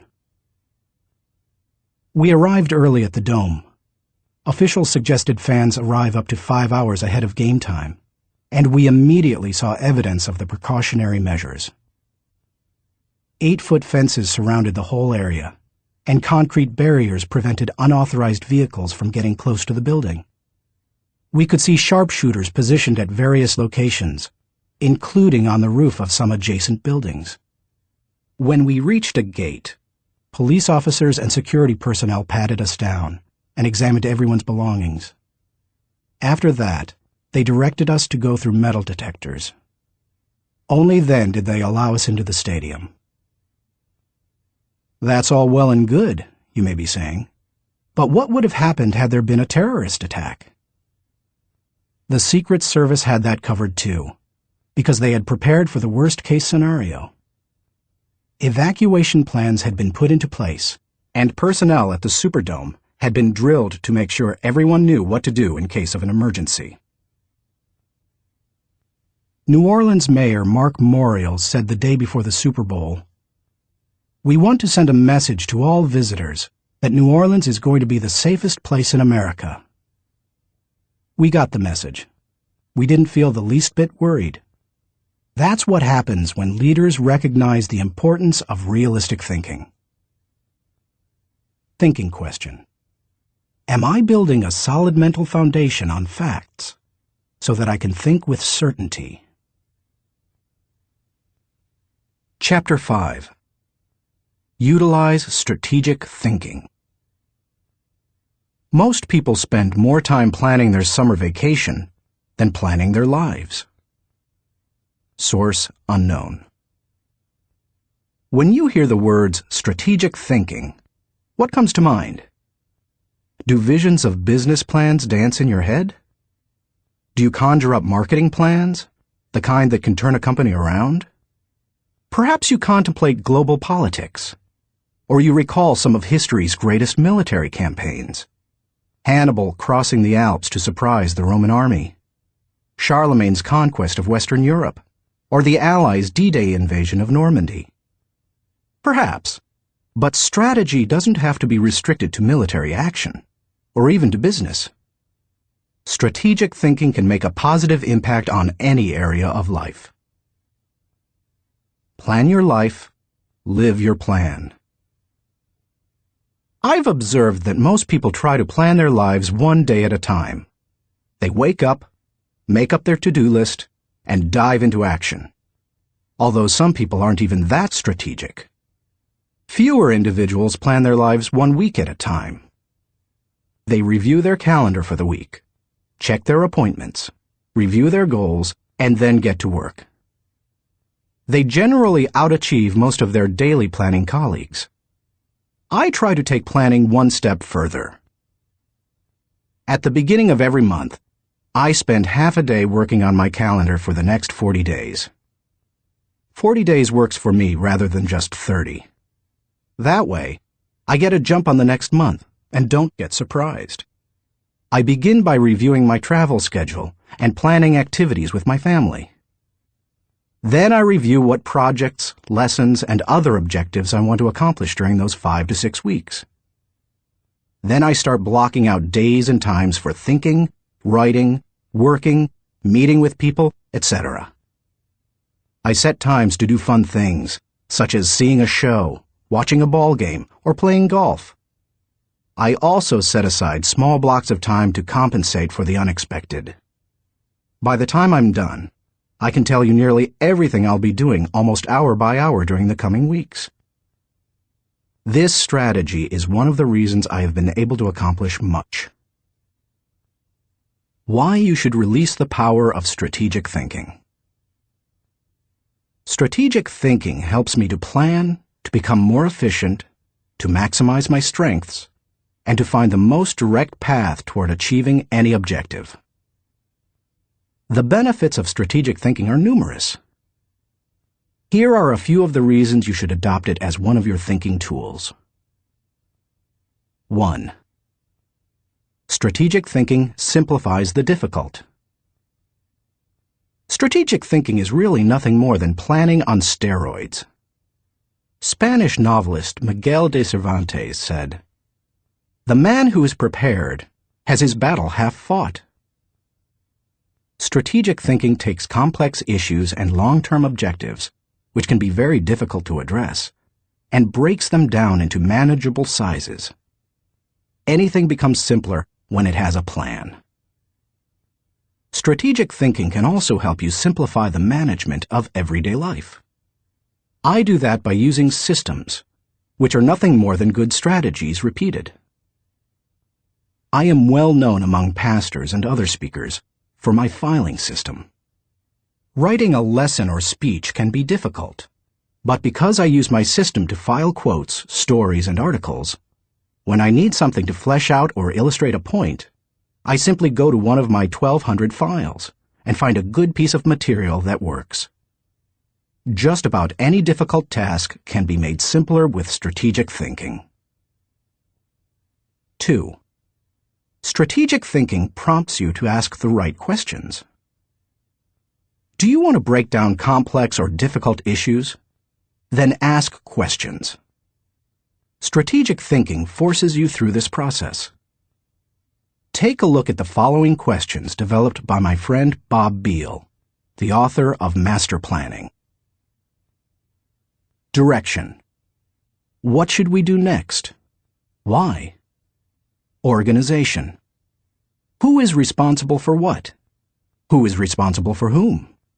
Do we have the right people in the right places? Cash. What is our projected income, expense, net? Can we afford it? How can we afford it? Tracking.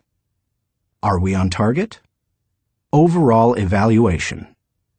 Are we achieving the quality we expect and demand of ourselves? Refinement. How can we be more effective and more efficient, move toward the ideal?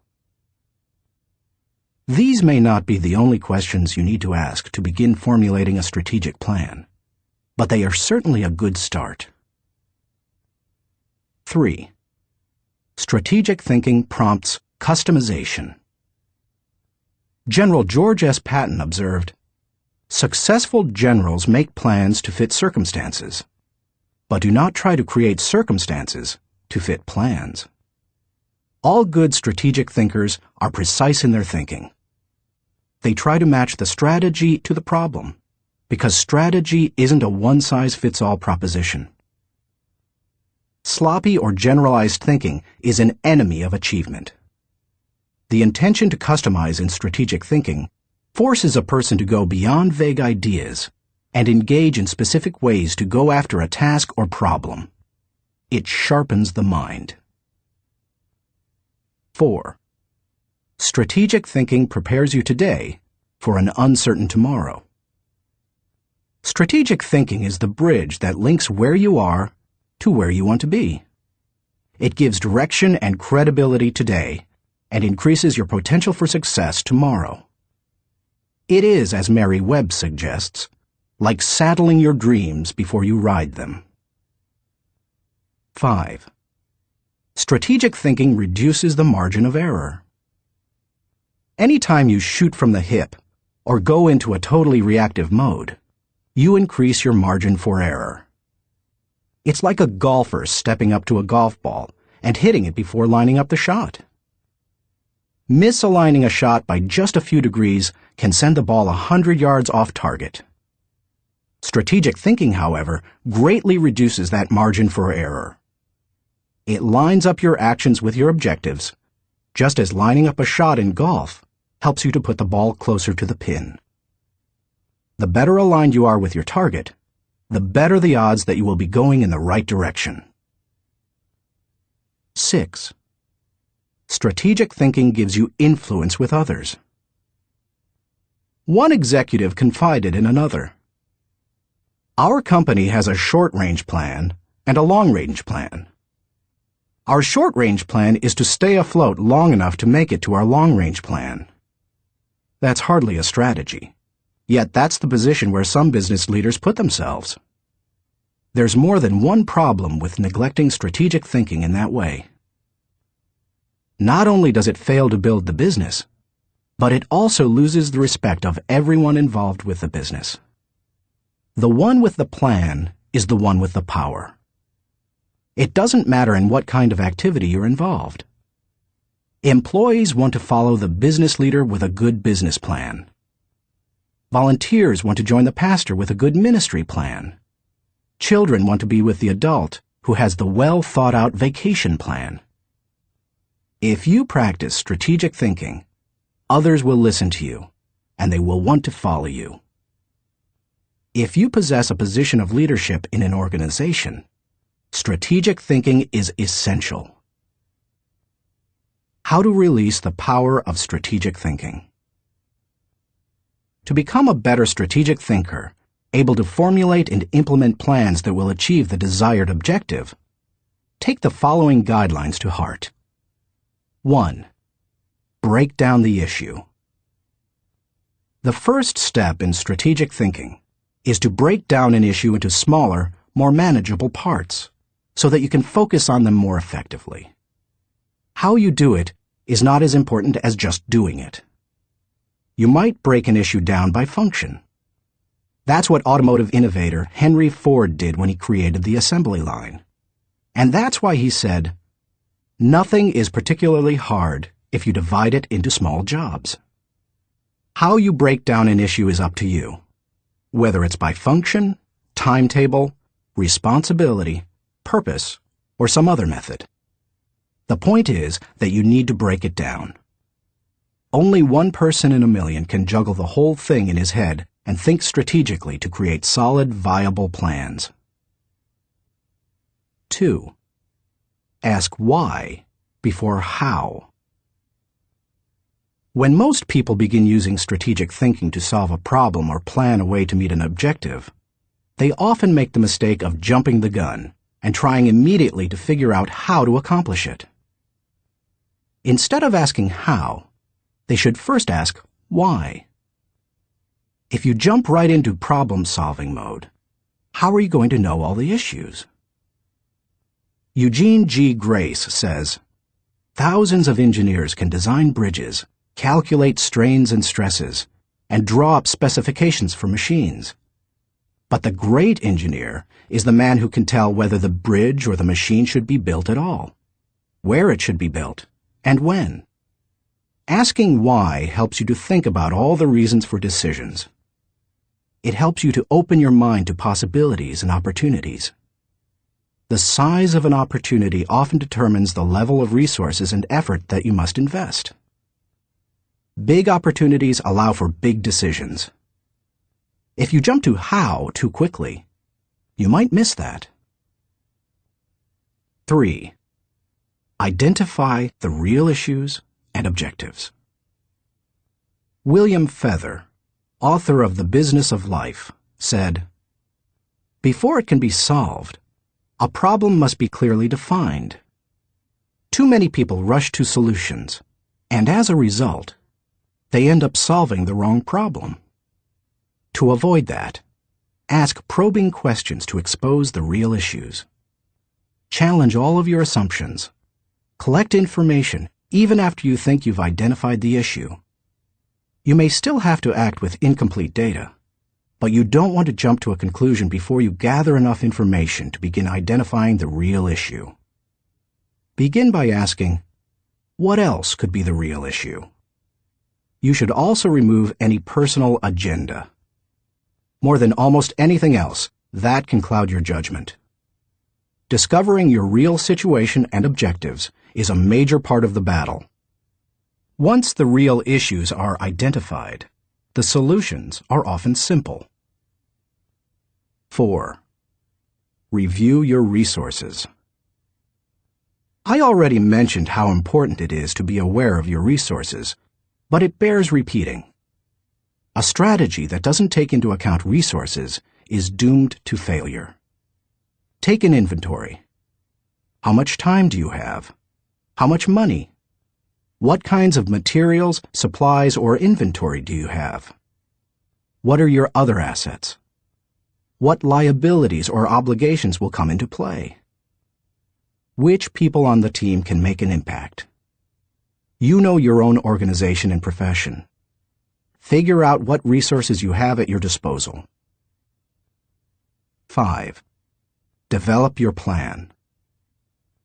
How you approach the planning process depends greatly on your profession and the size of the challenge that you're planning to tackle, so it's difficult to recommend many specifics. However, no matter how you go about planning, take this advice. Start with the obvious.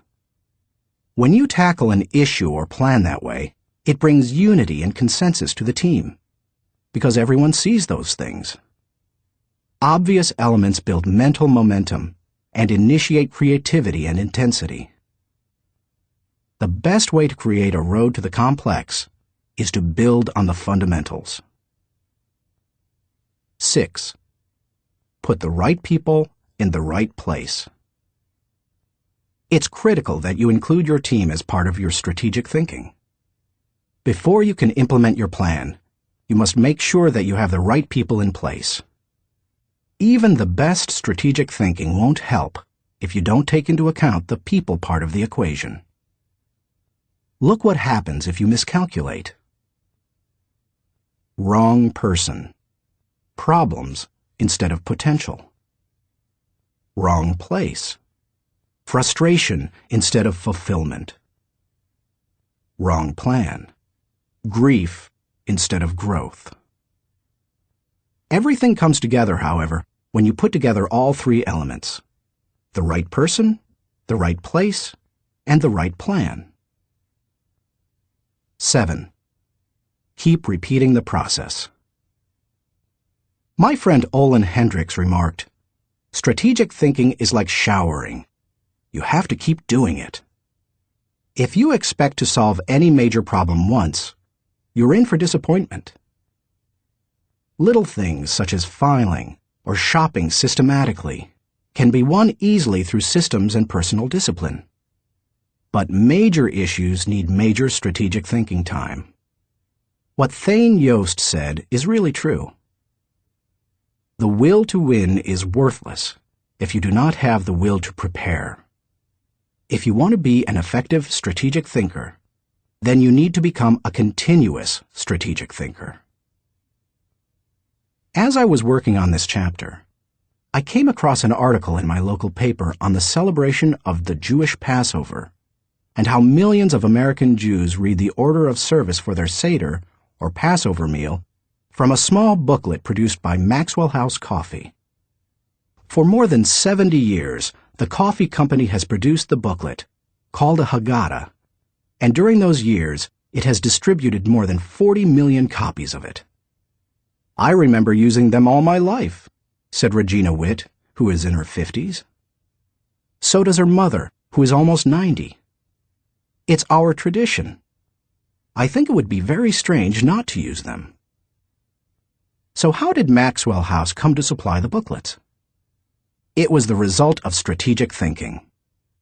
80 years ago, marketing man Joseph Jacobs advised that the company could sell coffee during Passover if the product were certified kosher by a rabbi. Since 1923, Maxwell House Coffee has been certified kosher for Passover. And then Jacobs suggested that if they gave away the Haggadah booklets, they could increase sales. They've been creating the booklets and selling coffee during Passover ever since. That's what can happen when you unleash the power of strategic thinking. Thinking question. Am I implementing strategic plans that give me direction for today and increase my potential for tomorrow? Chapter 6. Explore possibility thinking. Nothing is so embarrassing as watching someone do something that you said could not be done. Sam Ewing. People who embrace possibility thinking are capable of accomplishing tasks that seem impossible because they believe in solutions. Here are several reasons why you should become a possibility thinker. 1. Possibility thinking increases your possibilities. When you believe you can do something difficult, and you succeed, many doors open for you. When George Lucas succeeded in making Star Wars, despite those who said the special effects he wanted hadn't ever been done, and couldn't be done, many other possibilities opened up to him. Industrial Light and Magic, the company he created to produce those impossible special effects, became a source of revenue to help underwrite his other projects. He was able to produce merchandising tie-ins to his movies, thus bringing in another revenue stream to fund his movie making. But his confidence in doing the difficult has also made a huge impact on other movie makers and a whole new generation of moviegoers. Popular culture writer Chris Salewicz asserts, at first, directly through his own work, and then via the unparalleled influence of ILM, Industrial Light and Magic, George Lucas has dictated for 2 decades the essential broad notion of what is cinema. If you open yourself up to possibility thinking, you open yourself up to many other possibilities. 2. Possibility thinking draws opportunities and people to you. The case of George Lucas helps you to see how being a possibility thinker can create new opportunities and attract people. People who think big attract big people to them. If you want to achieve big things, you need to become a possibility thinker. 3. Possibility thinking increases others' possibilities. Big thinkers who make things happen also create possibilities for others. That happens in part because it's contagious. You can't help but become more confident and think bigger when you're around possibility thinkers. 4. Possibility thinking allows you to dream big dreams. No matter what your profession, possibility thinking can help you to broaden your horizons and dream bigger dreams. Professor David J. Schwartz believes, big thinkers are specialists in creating positive, forward-looking, optimistic pictures in their own minds and in the minds of others. If you embrace possibility thinking, your dreams will go from molehill to mountain size. And because you believe in possibilities, you put yourself in position to achieve them. 5. Possibility thinking makes it possible to rise above average. During the 1970s, when oil prices went through the roof, automobile makers were ordered to make their cars more fuel efficient. One manufacturer asked a group of senior engineers to drastically reduce the weight of cars they were designing. They worked on the problem and searched for solutions, but they finally concluded that making lighter cars couldn't be done, would be too expensive, and would present too many safety concerns. They couldn't get out of the rut of their average thinking. What was the automaker's solution? They gave the problem to a group of less experienced engineers. The new group found ways to reduce the weight of the company's automobiles by hundreds of pounds. Because they thought that solving the problem was possible, it was. Every time you remove the label of impossible from a task, you raise your potential from average to off the charts. 6. Possibility thinking gives you energy. A direct correlation exists between possibility thinking and the level of a person's energy. Who gets energized by the prospect of losing? If you know something can't succeed, how much time and energy are you willing to give it? Nobody goes looking for a lost cause. You invest yourself in what you believe can succeed. When you embrace possibility thinking, you believe in what you're doing, and that gives you energy. 7. Possibility thinking keeps you from giving up. Above all, possibility thinkers believe they can succeed. Dennis Waitley, author of The Psychology of Winning, says, "The winners in life think constantly in terms of I can, I will, and I am. Losers, on the other hand, concentrate their waking thoughts on what they should have done, or what they don't do. If you believe you can't do something, then it doesn't matter how hard you try, because you've already lost. If you believe you can do something, you have already won much of the battle." One of the people who showed himself to be a great possibility thinker in 2001 was New York Mayor Rudy Giuliani. In the hours following the World Trade Center tragedy, Giuliani not only led the city through the chaos of the disaster, but he instilled confidence in everyone he touched. Afterward, he gave some insight and perspective on his experience. "I was so proud of the people I saw on the street. No chaos, but they were frightened and confused. And it seemed to me that they needed to hear from my heart where I thought we were going. I was trying to think, where can I go for some comparison to this? Some lessons about how to handle it. So I started thinking about Churchill. Started thinking that we're going to have to rebuild the spirit of the city. And what better example than Churchill and the people of London during the Blitz in 1940, who had to keep up their spirit during this sustained bombing. It was a comforting thought." 16 hours after the plane struck the buildings in New York City, when Giuliani finally returned at 2:30 a.m. to his apartment for a rest, instead of sleeping, he read the World War II chapters of Churchill, a Biography by Roy Jenkins. He learned how Winston Churchill helped his people to see the possibilities and kept his people going. Inspired, Giuliani did the same for his own people 6 decades later. How to feel the energy of possibility thinking. If you are a naturally positive person who already embraces possibility thinking, then you're already tracking with me.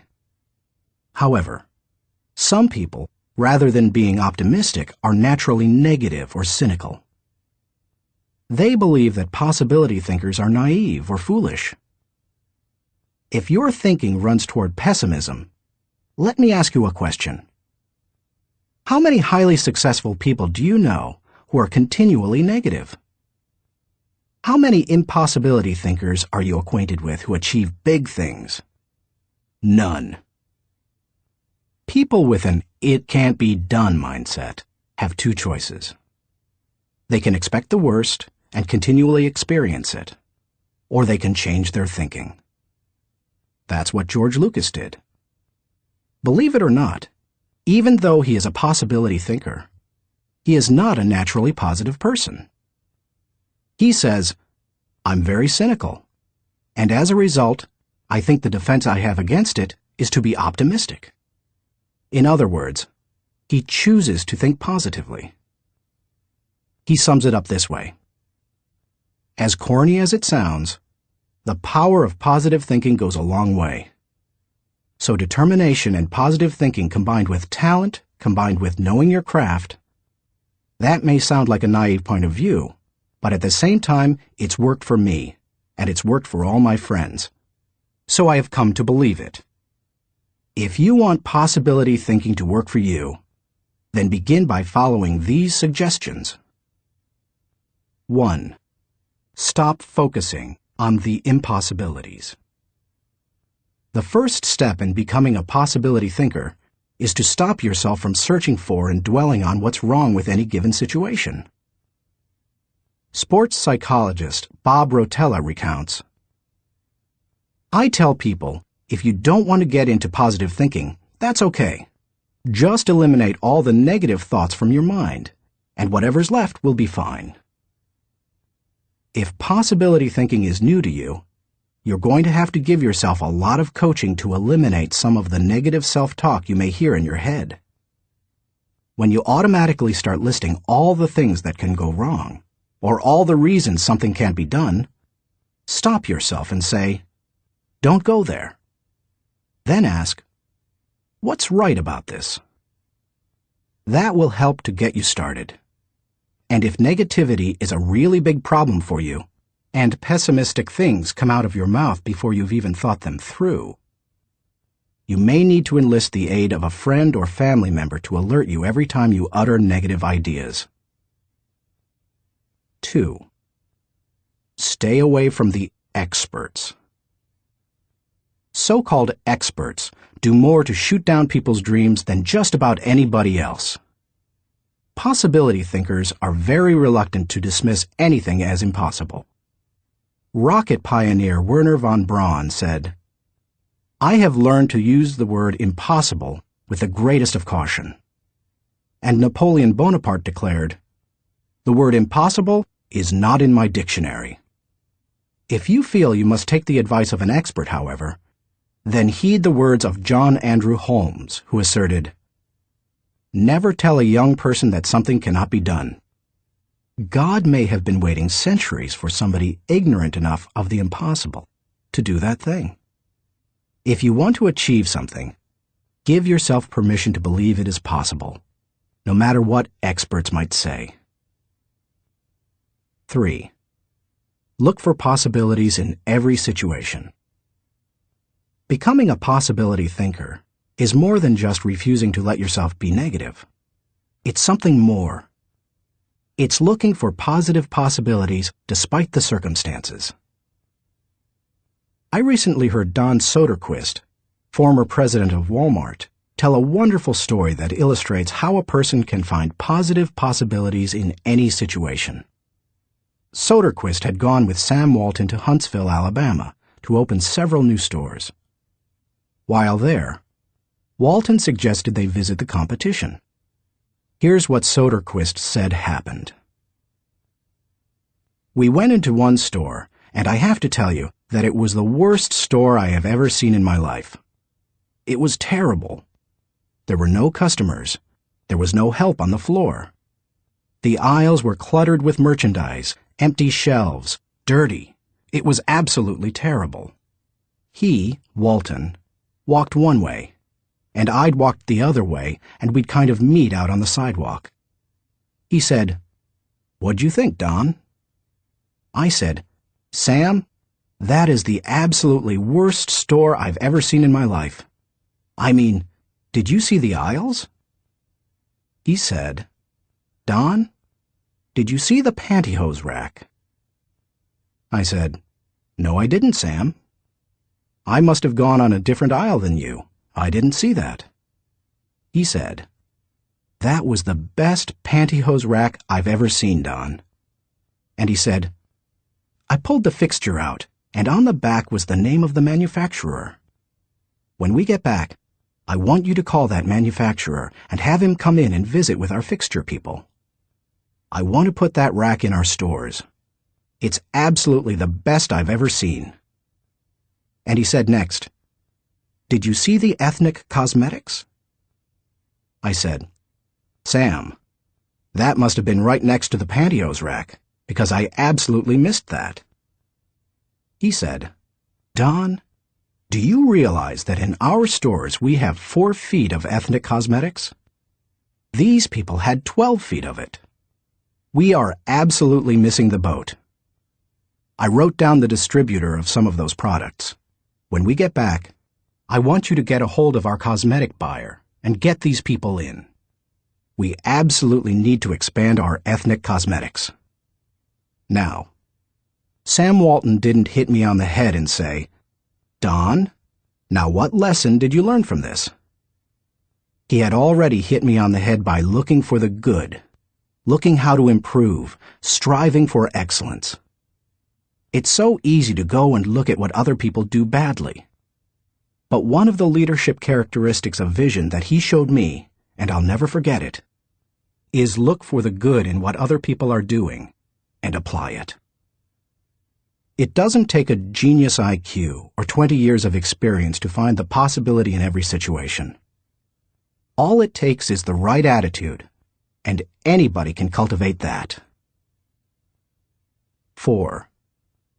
Dream one size bigger.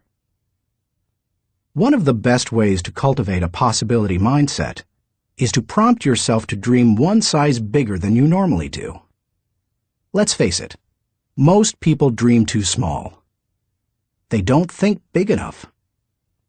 Henry Curtis advises, "Make your plans as fantastic as you like, because 25 years from now, they will seem mediocre. Make your plans 10 times as great as you first planned, and 25 years from now, you will wonder why you did not make them 50 times as great." If you push yourself to dream more expansively, to imagine your organization one size bigger, to make your goals at least a step beyond what makes you comfortable, you will be forced to grow. And it will set you up to believe in greater possibilities. 5. Question the status quo. Most people want their lives to keep improving, yet they value peace and stability at the same time. People often forget that you can't improve and still stay the same. Growth means change. Change requires challenging the status quo. If you want greater possibilities, you can't settle for what you have now. When you become a possibility thinker, you will face many people who will want you to give up your dreams and embrace the status quo. Achievers refuse to accept the status quo.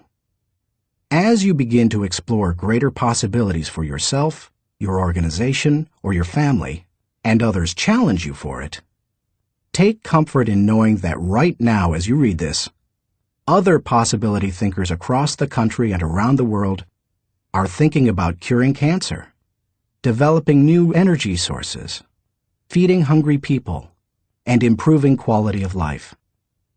They are challenging the status quo against the odds, and you should too. 6. Find inspiration from great achievers. You can learn a lot about possibility thinking by studying great achievers. I mentioned George Lucas in this chapter. Perhaps he doesn't appeal to you, or you don't like the movie industry. Personally, I'm not a big science fiction fan, but I admire Lucas as a thinker, creative visionary, and business person. Find some achievers you admire and study them. Look for people with the attitude of Robert F. Kennedy, who popularized George Bernard Shaw's stirring statement. Some men see things as they are and say, "Why?" I dream of things that never were and say, "Why not?" I know possibility thinking isn't in style with many people. So call it what you like. The will to succeed, belief in yourself, confidence in your ability, faith. It's really true. People who believe that they can't, don't. But if you believe you can, you can. That's the power of possibility thinking. Thinking question. Am I unleashing the enthusiasm of possibility thinking to find solutions for even seemingly impossible situations? Chapter 7. Learn from reflective thinking. To doubt everything, or to believe everything, are two equally convenient solutions. Both dispense with the necessity of reflection. Jules-Henri Poincaré. The pace of our society does not encourage reflective thinking. Most people would rather act than think. Now, don't get me wrong. I'm a person of action. I have very high energy, and I like to see things accomplished. But I'm also a reflective thinker. Reflective thinking is like the crock pot of the mind. It encourages your thoughts to simmer until they're done.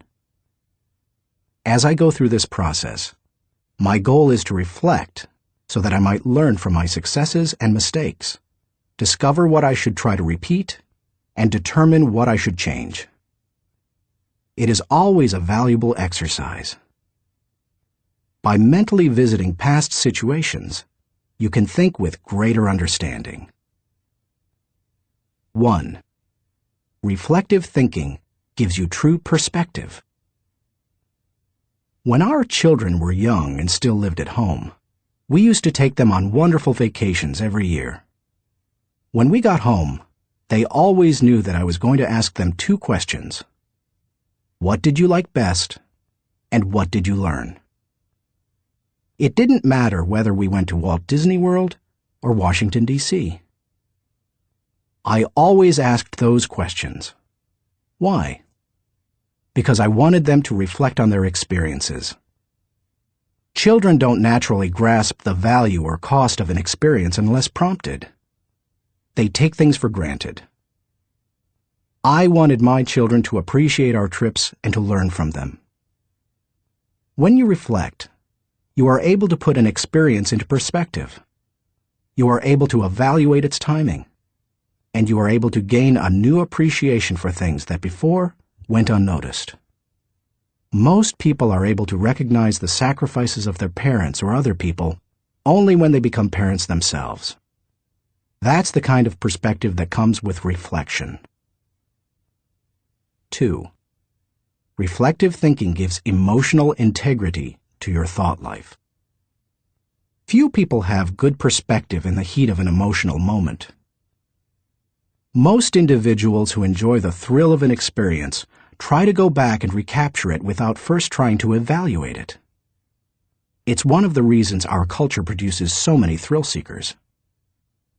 Likewise, those who survive a traumatic experience usually avoid similar situations at all costs, which sometimes ties them into emotional knots. Reflective thinking enables you to distance yourself from the intense emotions of particularly good or bad experiences and see them with fresh eyes.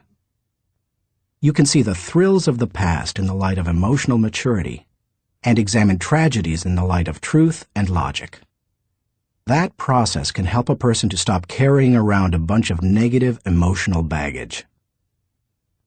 President George Washington observed, "We ought not to look back unless it is to derive useful lessons from past errors, and for the purpose of profiting by dearly bought experience. Any feeling that can stand up to the light of truth and can be sustained over time has emotional integrity and is therefore worthy of your mind and heart." 3. Reflective thinking increases your confidence in decision-making. Have you ever made a snap judgment and later wondered if you did the right thing? Everybody has. Reflective thinking can help to diffuse that doubt. It also gives you confidence for the next decision. Once you've reflected on an issue, you don't have to repeat every step of the thinking process when you're faced with it again. You've got mental road markers from having been there before. That compresses and speeds up thinking time, and it gives you confidence. And over time, it can also strengthen your intuition. 4. Reflective thinking clarifies the big picture. When you engage in reflective thinking, you can put ideas and experiences into a more accurate context. Reflective thinking encourages us to go back and spend time pondering what we have done and what we have seen. If a person who loses his job reflects on what happened, he may see a pattern of events that led to his dismissal. He will better understand what happened, why it happened, and what things were his responsibility. If he also looks at the incidents that occurred afterward, he may realize that in the larger scheme of things, he's better off in his new position because it better fits his skills and desires. Without reflection, it can be very difficult to see that big picture. 5. Reflective thinking takes a good experience and makes it a valuable experience. When you were just starting out in your career, did it seem that few people were willing to give someone without experience an opportunity? At the same time, could you see people who had been on their jobs 20 years, who yet did their work poorly? If so, that probably frustrated you. Playwright William Shakespeare wrote, "Experience is a jewel, and it had need be so, for it is often purchased at an infinite rate." Yet experience alone does not add value to a life. It's not necessarily experience that is valuable. It's the insight people gain because of their experience. Reflective thinking turns experience into insight.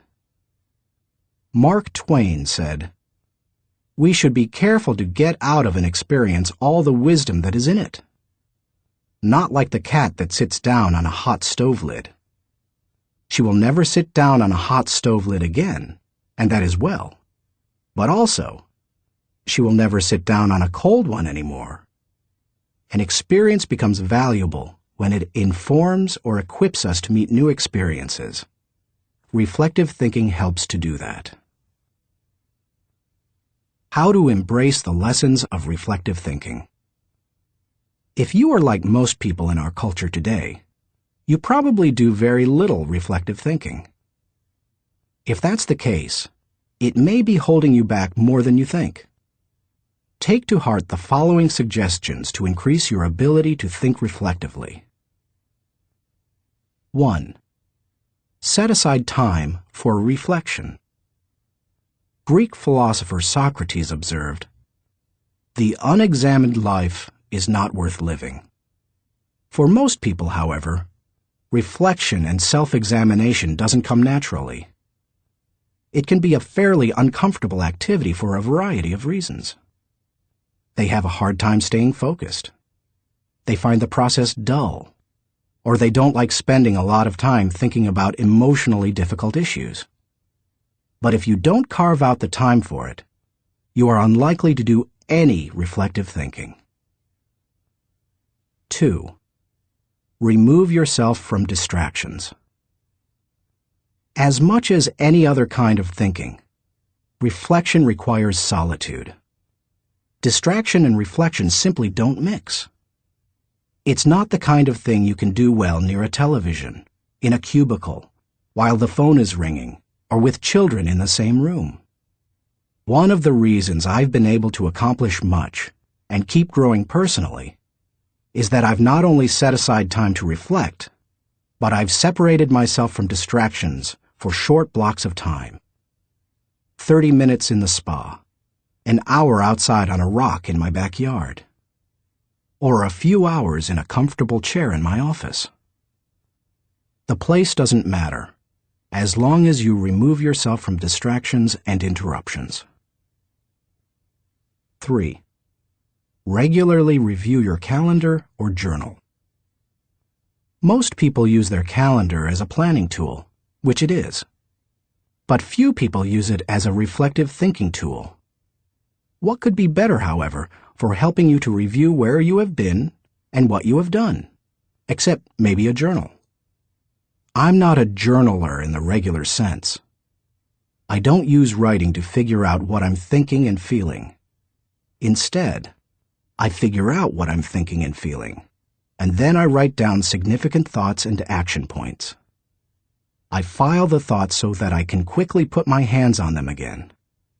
I immediately execute the action points or delegate them to someone else. Calendars and journals remind you of how you've spent your time, show you whether your activities match your priorities, and help you see whether you are making progress.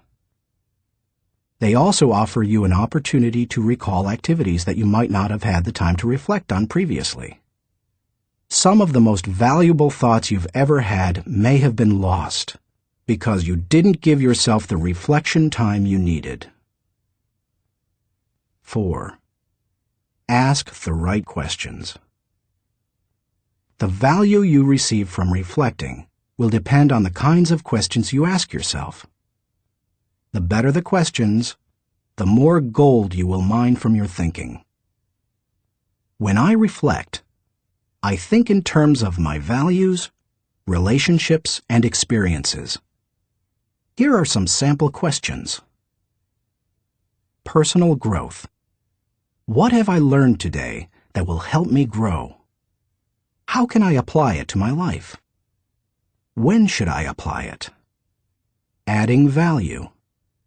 To whom did I add value today? How do I know I added value to that person? Can I follow up and compound the positive benefit he or she received? Leadership. Did I lead by example today? Did I lift my people and organization to a higher level? What did I do, and how did I do it? Personal faith. Did I represent God well today? Did I practice the golden rule? Have I walked the second mile with someone? Marriage and family. Did I communicate love to my family today? How did I show that love? Did they feel it? Did they return it? Inner circle. Have I spent enough time with my key players? What can I do to help them be more successful? In what areas can I mentor them? Discoveries.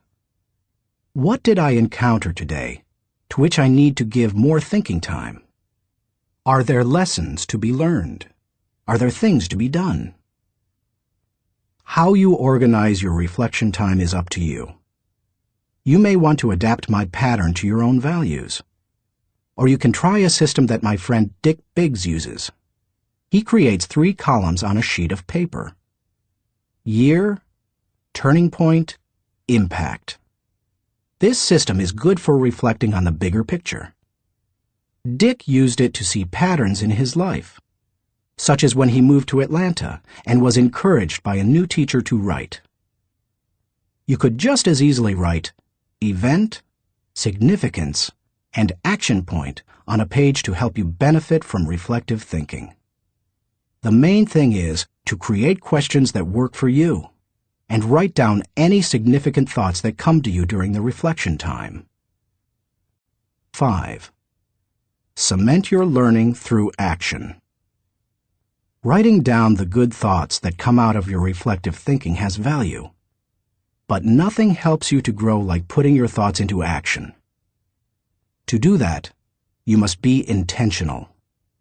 When you read a good book, for example, there are always good thoughts, quotes, or lessons that you can take away from it and use yourself.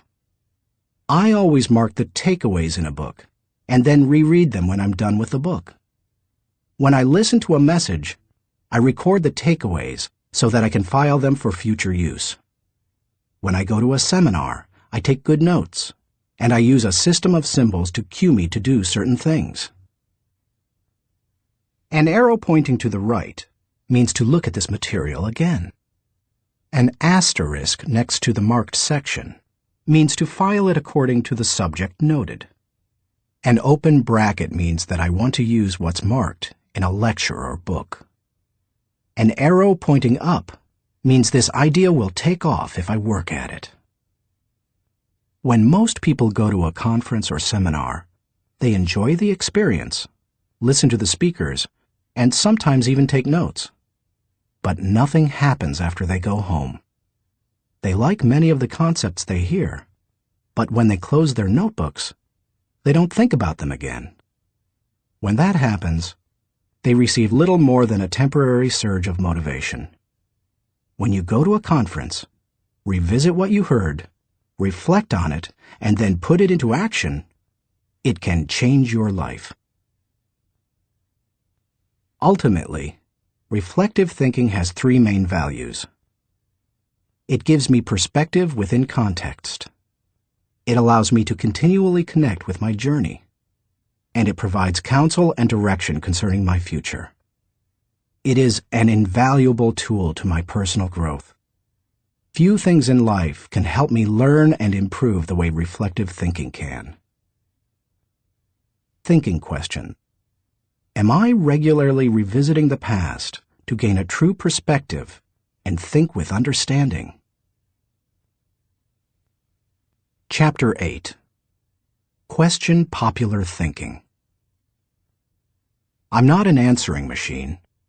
I'm a questioning machine. If we have all the answers, how come we're in such a mess? Douglas Cardinal.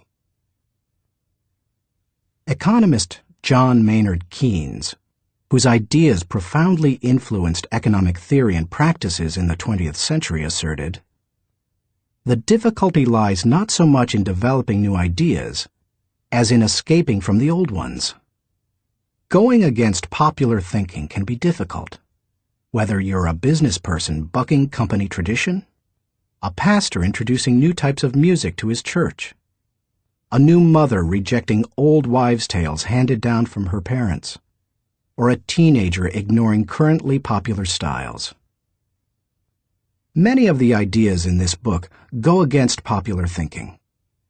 If you value popularity over good thinking, then you will severely limit your potential to learn the types of thinking encouraged by this book. Popular thinking is too average to understand the value of good thinking, too inflexible to realize the impact of changed thinking, too lazy to master the process of intentional thinking, too small to see the wisdom of big-picture thinking, too satisfied to unleash the potential of focused thinking, too traditional to discover the joy of creative thinking, too naive to recognize the importance of realistic thinking, too undisciplined to release the power of strategic thinking, too limiting to feel the energy of possibility thinking, too trendy to embrace the lessons of reflective thinking, too shallow to question the acceptance of popular thinking, too proud to encourage the participation of shared thinking, too self-absorbed to experience the satisfaction of unselfish thinking, and too uncommitted to enjoy the return of bottom-line thinking. If you want to become a good thinker, then start preparing yourself for the possibility of becoming unpopular. Why you should question the acceptance of popular thinking.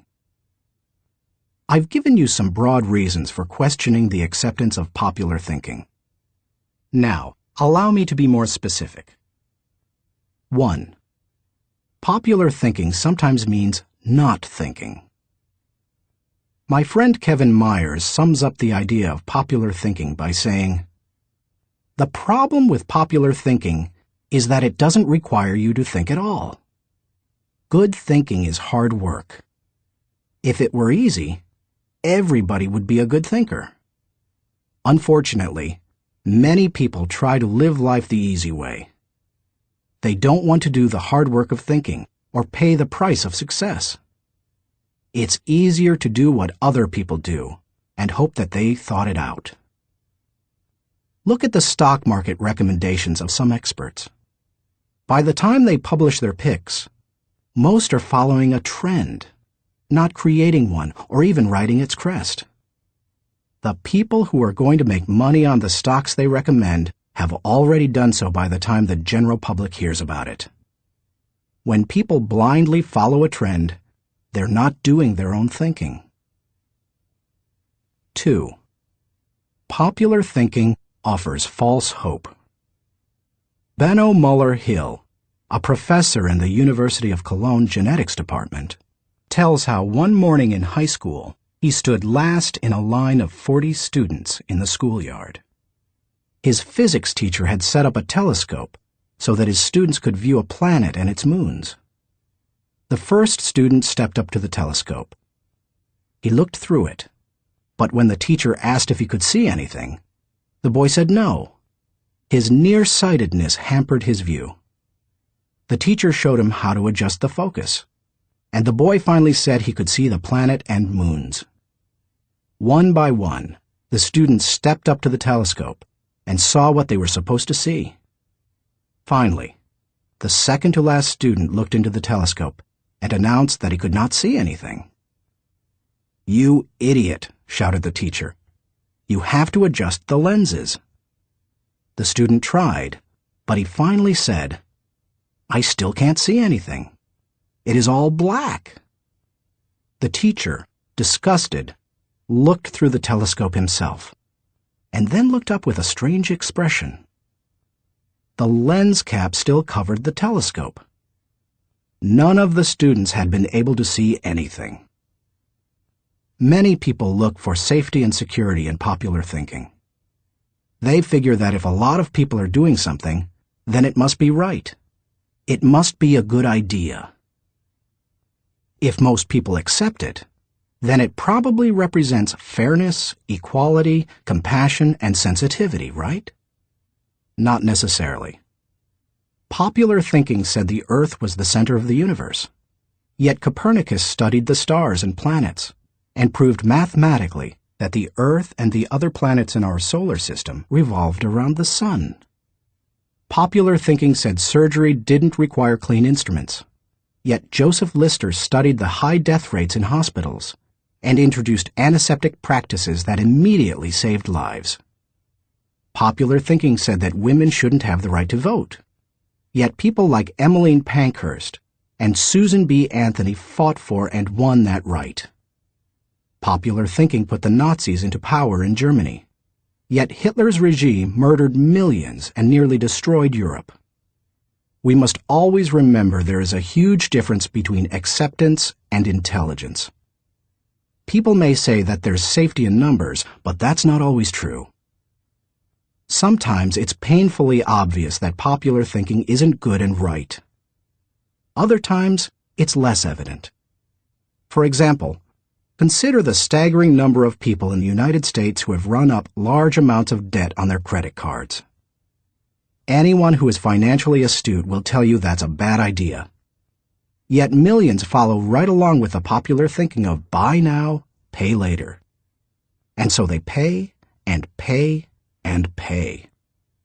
Many promises of popular thinking ring hollow. Don't let them fool you. 3. Popular thinking is slow to embrace change. Popular thinking loves the status quo. It puts its confidence in the idea of the moment and holds on to it with all its might. As a result, It resists change and dampens innovation.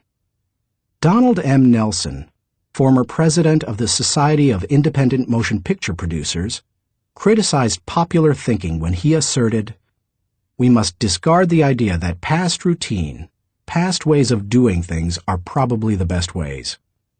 On the contrary, we must assume that there is probably a better way to do almost everything. We must stop assuming that a thing which never has been done before probably cannot be done at all." 4. Popular thinking brings only average results. The bottom line? Popular thinking brings mediocre results. Here is popular thinking in a nutshell. Popular equals normal equals average. It's the least of the best and the best of the least. We limit our success when we adopt popular thinking. It represents putting in the least energy to just get by. You must reject common thinking if you want to accomplish uncommon results. How to question the acceptance of popular thinking. Popular thinking has often proved to be wrong and limiting. Questioning it isn't necessarily hard once you cultivate the habit of doing so. The difficulty is in getting started. Begin by doing the following things. 1. Think before you follow. Many individuals follow others almost automatically. Sometimes they do so because they desire to take the path of least resistance. Other times they fear rejection, or they believe there's wisdom in doing what everyone else does. But if you want to succeed, you need to think about what's best, not what's popular. Challenging popular thinking requires a willingness to be unpopular and go outside of the norm. Following the tragedy of September 11, 2001, for example, few people willingly chose to travel by plane. But that was the best time to travel. Crowds were down, security was up, and airlines were cutting prices. About a month after the tragedy, my wife Margaret and I heard that Broadway shows had lots of seats and many New York hotel rooms remained empty. Popular thinking said, "Stay away from New York." We used that as an opportunity. We got cheap plane tickets to the city, booked a room in a great hotel for about half price, and got tickets to the most sought-after show, The Producers. As we took our seats in the theater, we sat next to a woman beside herself with excitement. "I can't believe I'm finally here," she said to us. "I've waited so long. This is the best show on Broadway, and the hardest to get tickets to." Then she turned to look me in the eye and said, "I've had my tickets for a year and a half waiting to see this show. How long ago did you get yours?" "You won't like my answer," I replied. "Oh, come on," she said. "How long?" "I got mine 5 days ago," I answered. She looked at us in horror. By the way, she was right. It's one of the best shows we've seen in a while. And we got to see it only because we were willing to go against popular thinking when everyone else was staying at home. As you begin to think against the grain of popular thinking, remind yourself that unpopular thinking, even when resulting in success, is largely underrated, unrecognized, and misunderstood. Unpopular thinking contains the seeds of vision and opportunity. Unpopular thinking is required for all progress. The next time you feel ready to conform to popular thinking on an issue, stop and think. You may not want to create change for its own sake, but you certainly don't want to blindly follow just because you haven't thought about what's best. 2. Appreciate thinking different from your own. One of the ways to embrace innovation and change is to learn to appreciate how others think. To do that, you must continually expose yourself to people different from yourself. My brother, Larry Maxwell, a good businessman and an innovative thinker, continually challenges popular thinking by thinking differently. He says, most of our people in sales and middle management come from businesses with products and services different from ours. That constantly exposes us to new ways of thinking. We also discourage our people from active participation in formal business and trade associations and fraternities because their thinking is quite common. They don't need to spend a lot of time thinking the way everyone else in the industry does.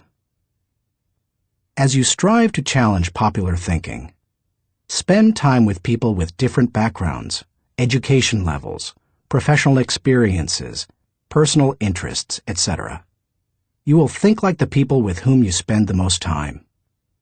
If you spend time with people who think out of the box, you're more likely to challenge popular thinking and break new ground. 3. Continually question your own thinking. Let's face it, any time we find a way of thinking that works, one of our greatest temptations is to go back to it repeatedly, even if it no longer works well. The greatest enemy to tomorrow's success is sometimes today's success. My friend Andy Stanley recently taught a leadership lesson at Enjoy's Catalyst Conference called Challenging the Process. He described how progress must be preceded by change, and he pointed out many of the dynamics involved in questioning popular thinking. In an organization, he said, we should remember that every tradition was originally a good idea, and perhaps even revolutionary. But every tradition may not be a good idea for the future. In your organization, if you were involved in putting into place what currently exists, then it's likely that you will resist change, even change for the better. That's why it's important to challenge your own thinking. If you're too attached to your own thinking, and how everything is done now, then nothing will change for the better. 4. Try new things in new ways. When was the last time you did something for the first time? Do you avoid taking risks or trying new things? One of the best ways to get out of the rut of your own thinking is to innovate. You can do that in little everyday ways. Drive to work a different way from normal. Order an unfamiliar dish at your favorite restaurant. Ask a different colleague to help you with a familiar project. Take yourself off of autopilot. Unpopular thinking asks questions and seeks options. In 1997, my 3 companies moved to Atlanta, Georgia. It's a great city, but traffic at peak times can get crazy. Immediately after moving here, I began looking for and testing alternative routes to desired destinations so that I would not be caught in traffic. From my house to the airport, for example, I have discovered and used 9 routes within 8 miles and 12 minutes from one another. Often, I am amazed to see people sitting on the freeway when they could be moving forward on an alternative route. What is the problem? Too many people have not tried new things in new ways. It is true. Most people are more satisfied with old problems than committed to finding new solutions. How you go about doing new things in new ways is not as important as making sure you do it. Besides, if you try to do new things in the same way that everyone else does, are you really going against popular thinking? Get out there and do something different today. 5. Get used to being uncomfortable. When it comes right down to it, popular thinking is comfortable. It's like an old recliner adjusted to all the owner's idiosyncrasies. The problem with most old recliners is that no one has looked at them lately.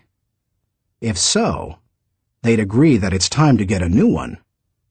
If you want to reject popular thinking in order to embrace achievement, you'll have to get used to being uncomfortable. If you embrace unpopular thinking, and make decisions based on what works best and what is right, rather than what is commonly accepted, know this: in your early years, you won't be as wrong as people think you are. In your later years, you won't be as right as people think you are. And all through the years, you will be better than you thought you could be. Thinking question. Am I consciously rejecting the limitations of common thinking in order to accomplish uncommon results? Chapter 9. Benefit from shared thinking. None of us is as smart as all of us. Ken Blanchard. Good thinkers, especially those who are also good leaders, understand the power of shared thinking. They know that when they value the thoughts and ideas of others, they receive the compounding results of shared thinking and accomplish more than they ever could on their own. Those who participate in shared thinking understand the following. 1. Shared thinking is faster than solo thinking. We live in a truly fast-paced world. To function at its current rate of speed, we can't go it alone. I think the generation of young men and women just entering the workforce sense that very strongly. Perhaps that is why they value community so highly, and are more likely to work for a company they like than one that pays them well. Working with others is like giving yourself a shortcut. If you want to learn a new skill quickly, how do you do it? Do you go off by yourself and figure it out? Or do you get someone to show you how? You can always learn more quickly from someone with experience, whether you're trying to learn how to use a new software package, develop your golf swing, or cook a new dish. 2. Shared thinking is more innovative than solo thinking. We tend to think of great thinkers and innovators as soloists. But the truth is that the greatest innovative thinking doesn't occur in a vacuum. Innovation results from collaboration. Albert Einstein once remarked, "Many times a day, I realize how much my own outer and inner life is built upon the labors of my fellow men, both living and dead, and how earnestly I must exert myself in order to give in return as much as I have received." Shared thinking leads to greater innovation, whether you look at the work of researchers Marie and Pierre Curie, surrealists Luis Buñuel and Salvador Dali, or songwriters John Lennon and Paul McCartney. If you combine your thoughts with the thoughts of others, you will come up with thoughts you've never had. 3. Shared thinking brings more maturity than solo thinking. As much as we would like to think that we know it all, each of us is probably painfully aware of our blind spots and areas of inexperience. When I first started out as a pastor, I had dreams and energy, but little experience. To try to overcome that, I attempted to get several high-profile pastors of growing churches to share their thinking with me. In the early 1970s, I wrote letters to the 10 most successful pastors in the country, offering them what was a huge amount of money to me at the time, $100, to meet me for an hour so that I could ask them questions. When one said yes, I'd visit him. I didn't talk much, except to ask a few questions. I wasn't there to impress anyone or satisfy my ego. I was there to learn. I listened to everything he said, took careful notes, and absorbed everything I could. Those experiences changed my life. You've had experiences I haven't, and I've had experiences you haven't. Put us together, and we bring a broader range of personal history, and therefore maturity, to the table. If you don't have the experience you need, hook up with someone who does. 4. Shared thinking is stronger than solo thinking. Philosopher-poet Johann Wolfgang von Goethe said, To accept good advice is but to increase one's own ability. Two heads are better than one when they are thinking in the same direction. It's like harnessing two horses to pull a wagon. They are stronger pulling together than either is individually. But did you know that when they pull together, they can move more weight than the sum of what they can move individually? A synergy comes from working together. That same kind of energy comes into play when people think together. 5. Shared thinking returns greater value than solo thinking. Because shared thinking is stronger than solo thinking, it's obvious that it yields a higher return. That happens because of the compounding action of shared thinking. But it also offers other benefits. The personal return you receive from shared thinking and experiences can be great. Clarence Francis sums up the benefits in the following observation. I sincerely believe that the word relationships is the key to the prospect of a decent world. It seems abundantly clear that every problem you will have, in your family, in your work, in our nation, or in this world, is essentially a matter of relationships, of interdependence. 6. Shared thinking is the only way to have great thinking. I believe that every great idea begins with 3 or 4 good ideas. And most good ideas come from shared thinking. Playwright Ben Jonson said, "He that is taught only by himself has a fool for a master." When I was in school, teachers put the emphasis on being right and on doing better than the other students, rarely on working together to come up with good answers. Yet all the answers improve when they make the best use of everyone's thinking. If we each have one thought, and together we have 2 thoughts, then we always have the potential for a great thought. How to encourage the participation of shared thinking. Some people naturally participate in shared thinking. Anytime they see a problem, they think, "Who do I know who can help with this?" Leaders tend to be that way. So do extroverts. However, you don't have to be either of those to benefit from shared thinking. Use the following steps to help you improve your ability to harness shared thinking. 1. Value the ideas of others. First, believe that the ideas of other people have value. If you don't, your hands will be tied. How do you know if you truly want input from others? Ask yourself these questions. Am I emotionally secure? People who lack confidence and worry about their status, position, or power tend to reject the ideas of others, protect their turf, and keep people at bay. It takes a secure person to consider others' ideas.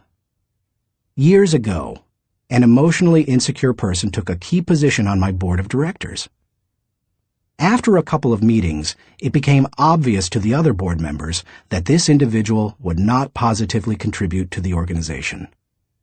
I asked a seasoned leader on the board, "Why does this person always do and say things that hinder our progress?" I'll never forget his reply. Hurting people hurt people. Do I place value on people? You won't value the ideas of a person if you don't value and respect the person himself or herself. Have you ever considered your conduct around people you value versus those you don't? Look at the differences. If I value people, I want to spend time with them. If I don't value people, I don't want to be around them. If I value people, I listen to them. If I don't value people, I neglect to listen. If I value people, I want to help them. If I don't value people, I don't offer them help. If I value people, I am influenced by them. If I don't value people, I ignore them. If I value people, I respect them. If I don't value people, I am indifferent. Do I value the interactive process? A wonderful synergy often occurs as the result of shared thinking. It can take you places you've never been. Publisher Malcolm Forbes asserted, "Listening to advice often accomplishes far more than heeding it." I must say, I didn't always value shared thinking. For many years, I tended to withdraw when I wanted to develop ideas. Only reluctantly did I work on ideas with others. When a colleague challenged me on this, I started to analyze my hesitancy. I realized that it went back to my college experience. Some days in the classroom, I could tell that a teacher was unprepared to lecture, and instead spent the class time asking us to give our uninformed opinions on a subject. Most of the time, the opinions seemed no better than mine. I had come to class so that the professor could teach me. I realized that the process of shared ideas wasn't the problem. It was who was doing the talking. Shared thinking is only as good as the people doing the sharing. Since learning that lesson, I have embraced the interactive process, and now I believe it is one of my strengths. Still, I always think about whom I bring around the table for a shared thinking session. I'll tell you my guidelines for whom I invite later in this chapter. You must open yourself up to the idea of sharing ideas before you will engage in the process of shared thinking. 2. Move from competition to cooperation. Jeffrey J. Fox, author of How to Become CEO, says, "Always be on the lookout for ideas. Be completely indiscriminate as to the source. Get ideas from customers, children, competitors, other industries, or cab drivers. It doesn't matter who thought of an idea." A person who values cooperation desires to complete the ideas of others, not compete with them. If someone asks you to share ideas, focus on helping the team, not getting ahead personally. And if you are the one who brings people together to share their thoughts, praise the idea more than the source of the idea. If the best idea always wins, rather than the person who offered it, then all will share their thoughts with greater enthusiasm. 3. Have an agenda when you meet. I enjoy spending time with certain people, whether we discuss ideas or not. My wife Margaret, my children, my grandchildren, my parents. Though we often do discuss ideas, it doesn't bother me if we don't. We are family. When I spend time with nearly anyone else in my life, however, I have an agenda. I know what I want to accomplish. The more I respect the wisdom of the person, the more I listen. For example, when I meet with someone I'm mentoring, I let the person ask the questions, but I expect to do most of the talking. When I meet with someone who mentors me, like Bill Bright, I mostly keep my mouth shut. In other relationships, the give and take is more even. But no matter with whom I meet, I have a reason for getting together, and I have an expectation for what I'll give to it and get from it. That's true whether it's for business or pleasure. 4. Get the right people around the table. To get anything of value out of shared thinking, you need to have people around the table who bring something to the table. As you prepare to ask people to participate in shared thinking, use the following criteria for the selection process. Choose people whose greatest desire is the success of the ideas. People who can add value to another's thoughts. People who can emotionally handle quick changes in the conversation. People who appreciate the strengths of others in areas where they are weak. People who understand their place of value at the table. People who place what is best for the team before themselves. People who can bring out the best thinking in the people around them. People who possess maturity, experience, and success in the issue under discussion. People who will take ownership and responsibility for decisions. People who will leave the table with a we attitude, not a me attitude.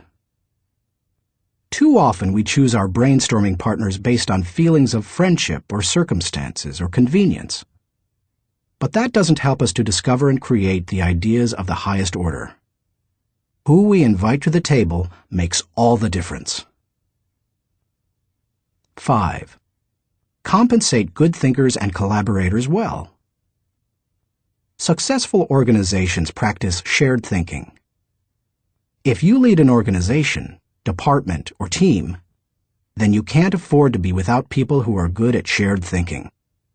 As you recruit and hire, look for good thinkers who value others, have experience with the collaborative process, and are emotionally secure.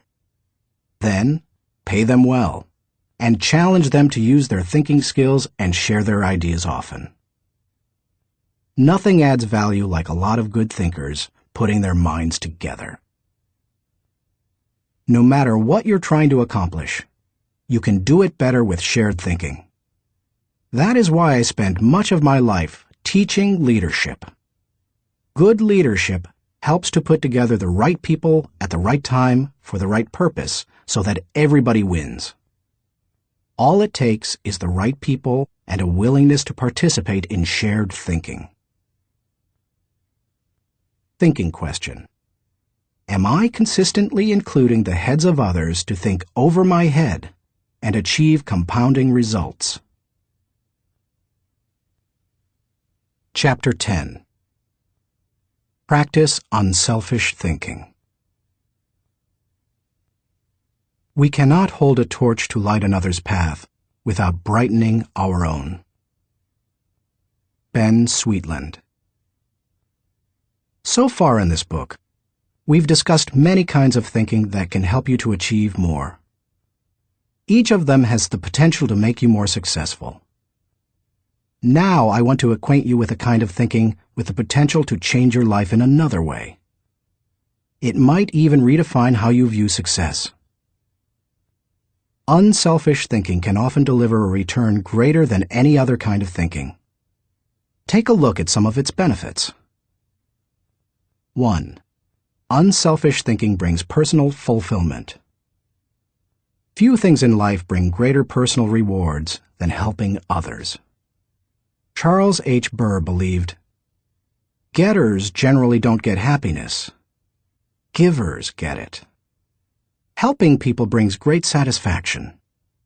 When you spend your day unselfishly serving others, at night you can lay down your head with no regrets and sleep soundly.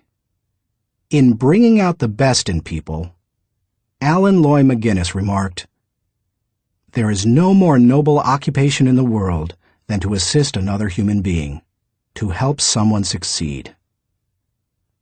Even if you have spent much of your life pursuing selfish gain, it's never too late to have a change of heart. Even the most miserable person, like Charles Dickens' Scrooge, can turn his life around and make a difference for others. That's what Alfred Nobel did. When he saw his own obituary in the newspaper, his brother had died, and the editor had written about the wrong Nobel, saying that the explosives his company produced had killed many people. Nobel vowed to promote peace and acknowledge contributions to humanity. That is how the Nobel Prizes came into being. 2. Unselfish thinking adds value to others. In 1904, Bessie Anderson Stanley wrote the following definition of success in Brown Book magazine. "He has achieved success who has lived well, laughed often, and loved much, who has enjoyed the trust of pure women, the respect of intelligent men, and the love of little children, who has filled his niche and accomplished his task, who has left the world better than he found it, whether by an improved poppy, a perfect poem, or a rescued soul, who has never lacked appreciation of Earth's beauty or failed to express it, who has always looked for the best in others and given them the best he had, whose life was an inspiration, whose memory a benediction. When you get outside of yourself and make a contribution to others, you really begin to live. 3. Unselfish thinking encourages other virtues. When you see a 4-year-old, you expect to observe selfishness. But when you see it in a 40-year-old, it's not very attractive, is it? Of all the qualities a person can pursue, unselfish thinking seems to make the biggest difference toward cultivating other virtues. I think that's because the ability to give unselfishly is so difficult. It goes against the grain of human nature. But if you can learn to think unselfishly and become a giver, then it becomes easier to develop many other virtues: gratitude, love, respect, patience, discipline, etc. 4. Unselfish thinking increases quality of life. The spirit of generosity created by unselfish thinking gives people an appreciation for life and an understanding of its higher values. Seeing those in need and giving to meet that need puts a lot of things into perspective. It increases the quality of life of the giver and the receiver. That's why I believe that there is no life as empty as the self-centered life. There is no life as centered as the self-empty life. If you want to improve your world, then focus your attention on helping others. 5. Unselfish thinking makes you part of something greater than yourself. Merck & Company, the global pharmaceutical corporation, has always seen itself as doing more than just producing products and making a profit. It desires to serve humanity. In the mid-1980s, the company developed a drug to cure river blindness, a disease that infects and causes blindness in millions of people, particularly in developing countries. While it was a good product, potential customers couldn't afford to buy it. So what did Merck do? It developed the drug anyway, and in 1987 announced that it would give the medicine free to anyone who needed it. As of 1998, the company had given more than 250 million tablets away. George W. Merck says, "We try never to forget that medicine is for the people. It is not for the profits. The profits follow, and if we have remembered that, they have never failed to appear. The lesson to be learned? Simple. Instead of trying to be great, be part of something greater than yourself." 6. Unselfish thinking creates a legacy. Jack Balasek, President and Chief Operating Officer of True North Communications, says, "Learn, earn, return. These are the 3 phases of life. The first third should be devoted to education. The second third to building a career and making a living. And the last third to giving back to others, returning something in gratitude. Each state seems to be a preparation for the next one. If you are successful, it becomes possible for you to leave an inheritance for others. But if you desire to do more, to create a legacy, then you need to leave that in others. When you think unselfishly and invest in others, you gain the opportunity to create a legacy that will outlive you. How to experience the satisfaction of unselfish thinking. I think most people recognize the value of unselfish thinking, and most would even agree that it's an ability they would like to develop. Many people, however, are at a loss concerning how to change their thinking. To begin cultivating the ability to think unselfishly, I recommend that you do the following. 1. Put others first. The process begins with realizing that everything is not about you. That requires humility and a shift in focus. In The Power of Ethical Management, Ken Blanchard and Norman Vincent Peale wrote, "People with humility don't think less of themselves. They just think of themselves less." If you want to become less selfish in your thinking, then you need to stop thinking about your wants and begin focusing on others' needs. Paul the Apostle exhorted, "Do nothing out of selfish ambition or vain conceit, but in humility consider others better than yourselves." Each of you should look not only to your own interests, but also to the interests of others. Make a mental and emotional commitment to look out for the interests of others. 2. Expose yourself to situations where people have needs. It's one thing to believe you are willing to give unselfishly. It's another to actually do it. To make the transition, you need to put yourself in a position where you can see people's needs and do something about it. The kind of giving you do isn't important at first. You can serve at your church, make donations to a food bank, volunteer professional services, or give to a charitable organization. The point is to learn how to give and to cultivate the habit of thinking like a giver. 3. Give quietly or anonymously. Once you have learned to give of yourself, then the next step is to learn to give when you cannot receive anything in return. It's almost always easier to give when you receive recognition for it than it is when no one is likely to know about it. The people who give in order to receive a lot of fanfare, however, have already received any reward they will get. There are spiritual, mental, and emotional benefits that come only to those who give anonymously. If you've never done it before, try it. 4. Invest in people intentionally. The highest level of unselfish thinking comes when you give of yourself to another person for that person's personal development or well-being. If you're married or a parent, you know this from personal experience. What does your spouse value most highly? Money in the bank, or your time freely given? What would small children really rather have from you? A toy, or your undivided attention? The people who love you would rather have you than what you can give them.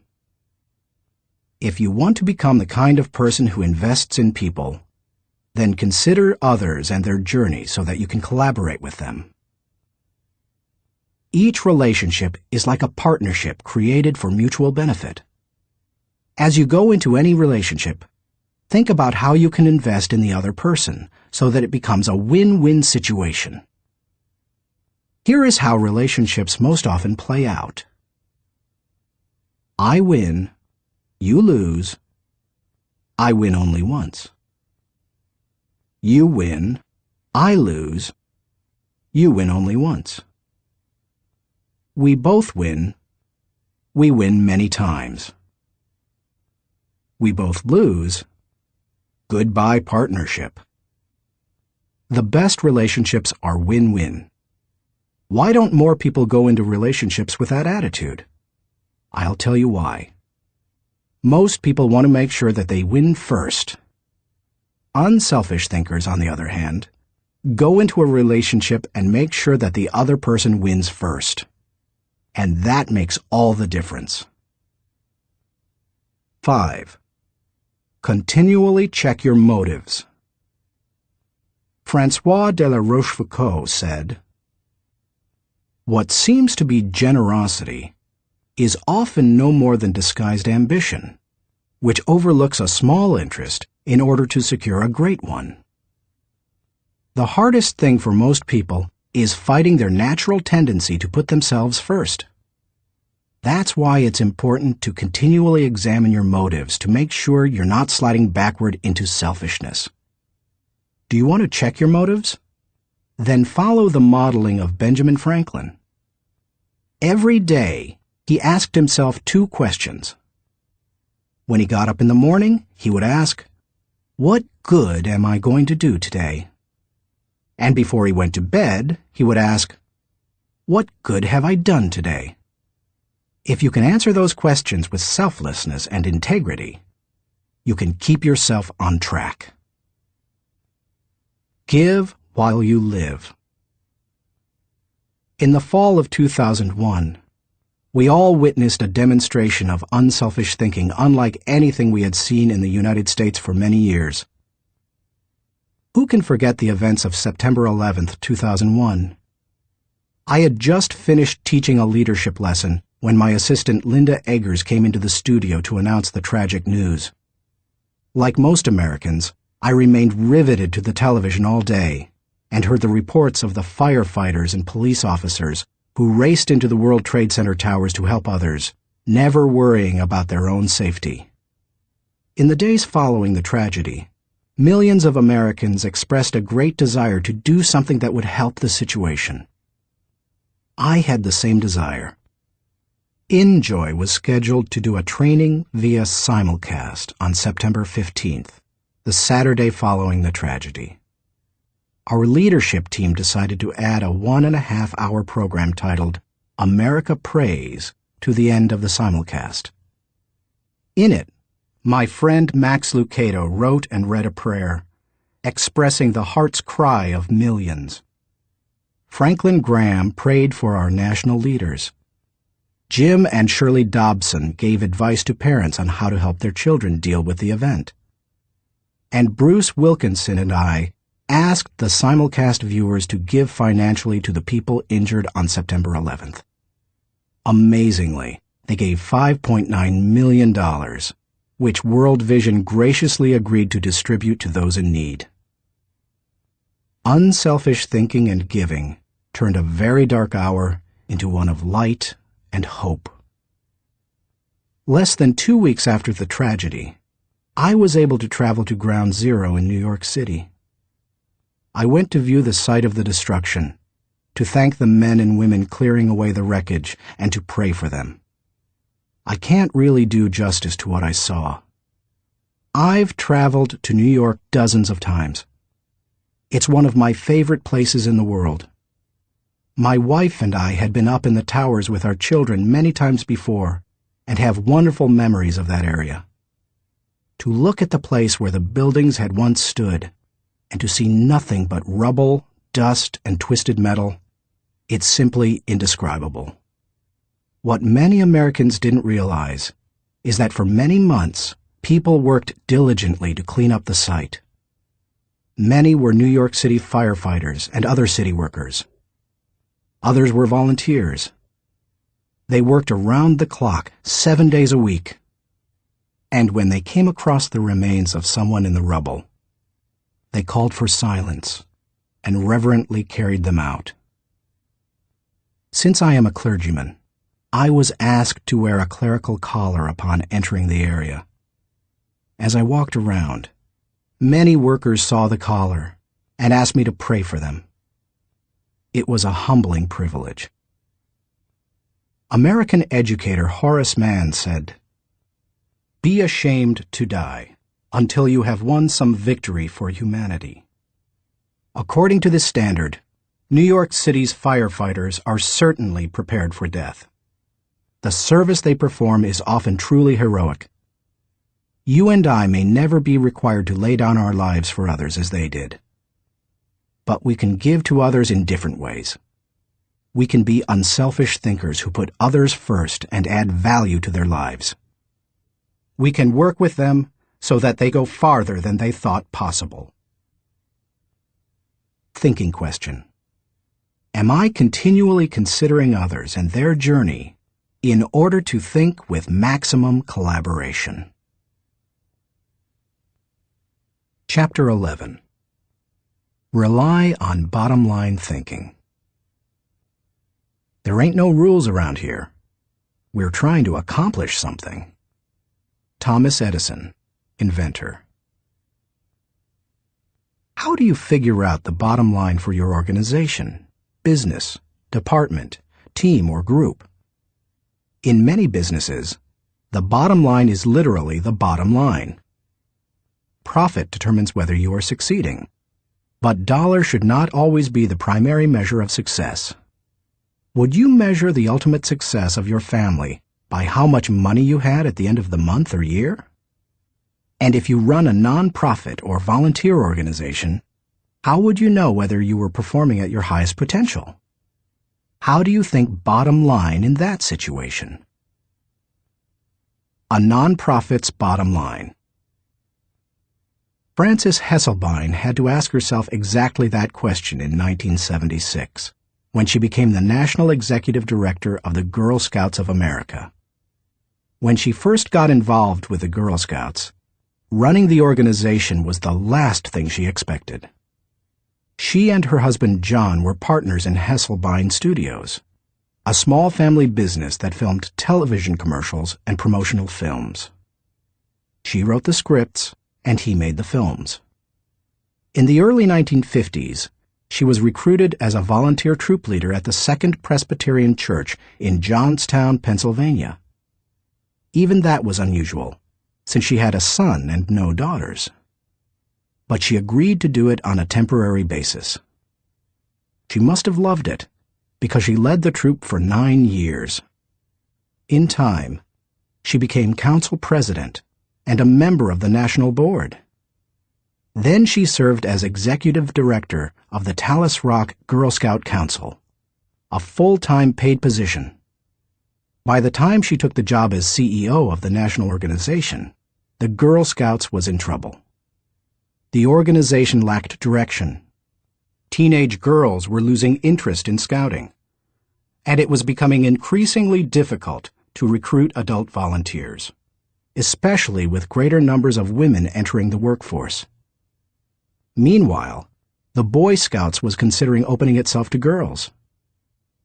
Hesselbein desperately needed to bring the organization back to the bottom line. We kept asking ourselves very simple questions, she says. What is our business? Who is our customer? And what does the customer consider value? If you're the Girl Scouts, IBM, or AT&T, you have to manage for a mission. Hesselbein's focus on mission enabled her to identify the Girl Scouts' bottom line. We really are here for one reason: to help a girl reach her highest potential. More than any one thing, that made the difference. Because when you are clear about your mission, corporate goals and operating objectives flow from it. Once she figured out her bottom line, she was able to create a strategy to try to achieve it. She started by reorganizing the national staff. Then she created a planning system to be used by each of the 350 regional councils. And she introduced management training to the organization. Hesselbein didn't restrict herself to changes in leadership and organization. In the 1960s and 70s, the country had changed, and so had its girls. But the Girl Scouts hadn't. Hesselbein tackled that issue too. The organization made its activities more relevant to the current culture, giving greater opportunities for use of computers, for example, rather than hosting a party. She also sought out minority participation, created bilingual materials, and reached out to low-income households. If helping girls reach their highest potential was the group's bottom line, then why not be more aggressive helping girls who traditionally have fewer opportunities?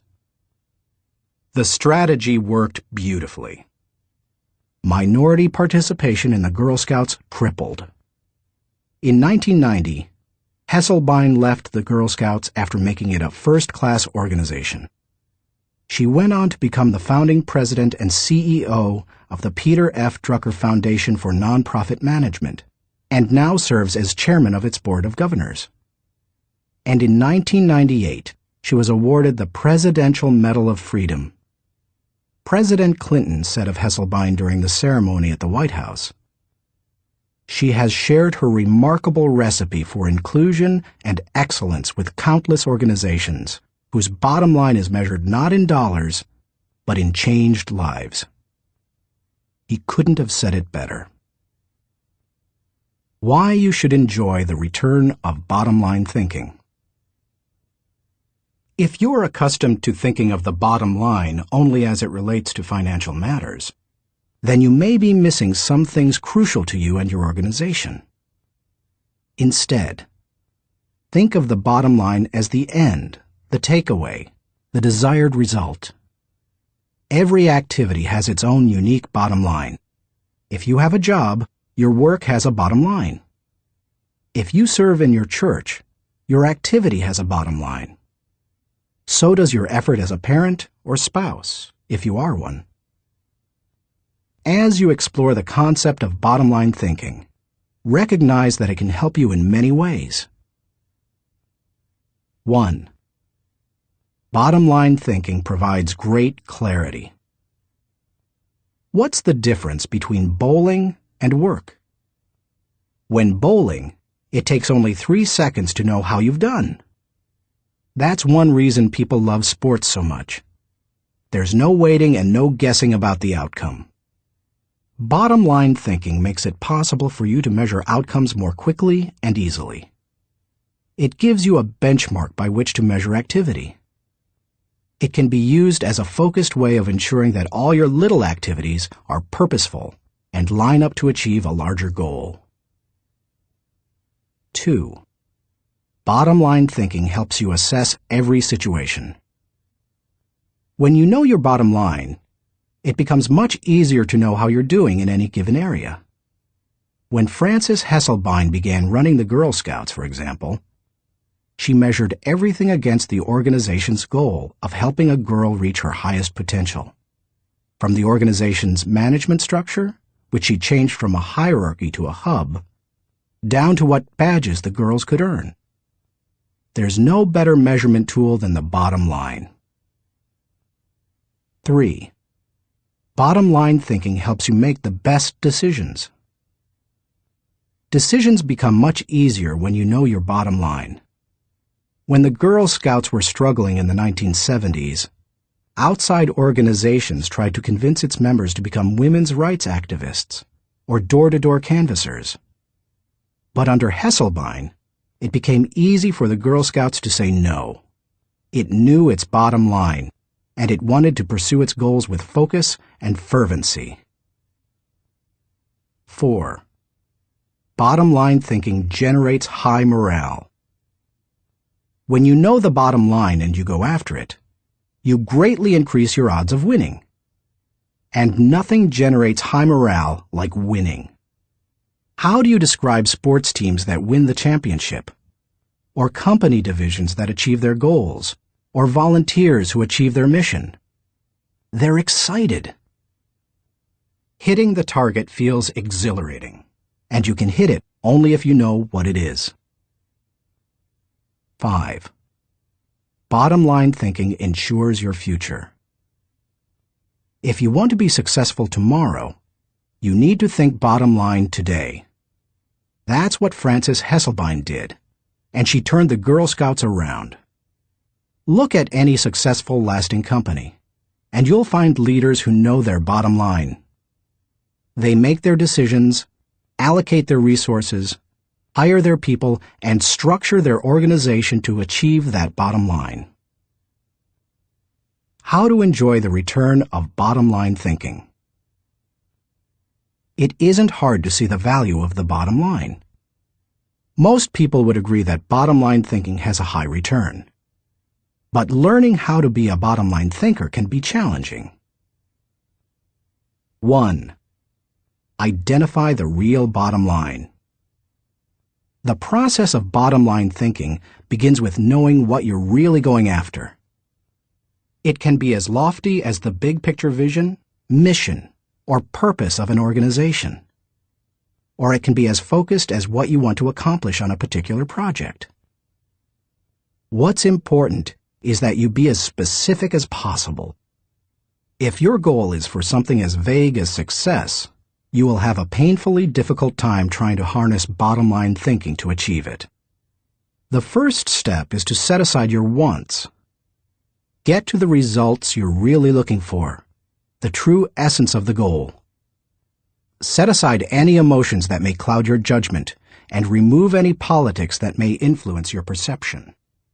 What are you really trying to achieve?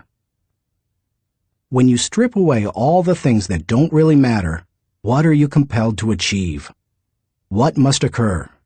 What is acceptable? That is the real bottom line. 2. Make the bottom line the point. Have you ever been in a conversation with someone whose intention seemed other than stated? Sometimes the situation reflects intentional deception, but it can also occur when the person doesn't know his own bottom line. The same thing happens in companies. Sometimes, for example, an idealistically stated mission and the real bottom line don't jibe. Purpose and profits compete. Earlier, I quoted George W. Merck, who stated, "We try never to forget that medicine is for the people. It is not for the profits. The profits follow, and if we have remembered that, they have never failed to appear." He probably made that statement to remind those in his organization that profits serve purpose. They don't compete with it. If making a profit were the real bottom line, and helping people merely provided the means for achieving it, then the company would suffer. Its attention would be divided, and it would neither help people as well as it could, nor make as much profit as it desired. 3. Create a strategic plan to achieve the bottom line. Bottom line thinking achieves results. Therefore, it naturally follows that any plans that flow out of such thinking must tie directly to the bottom line.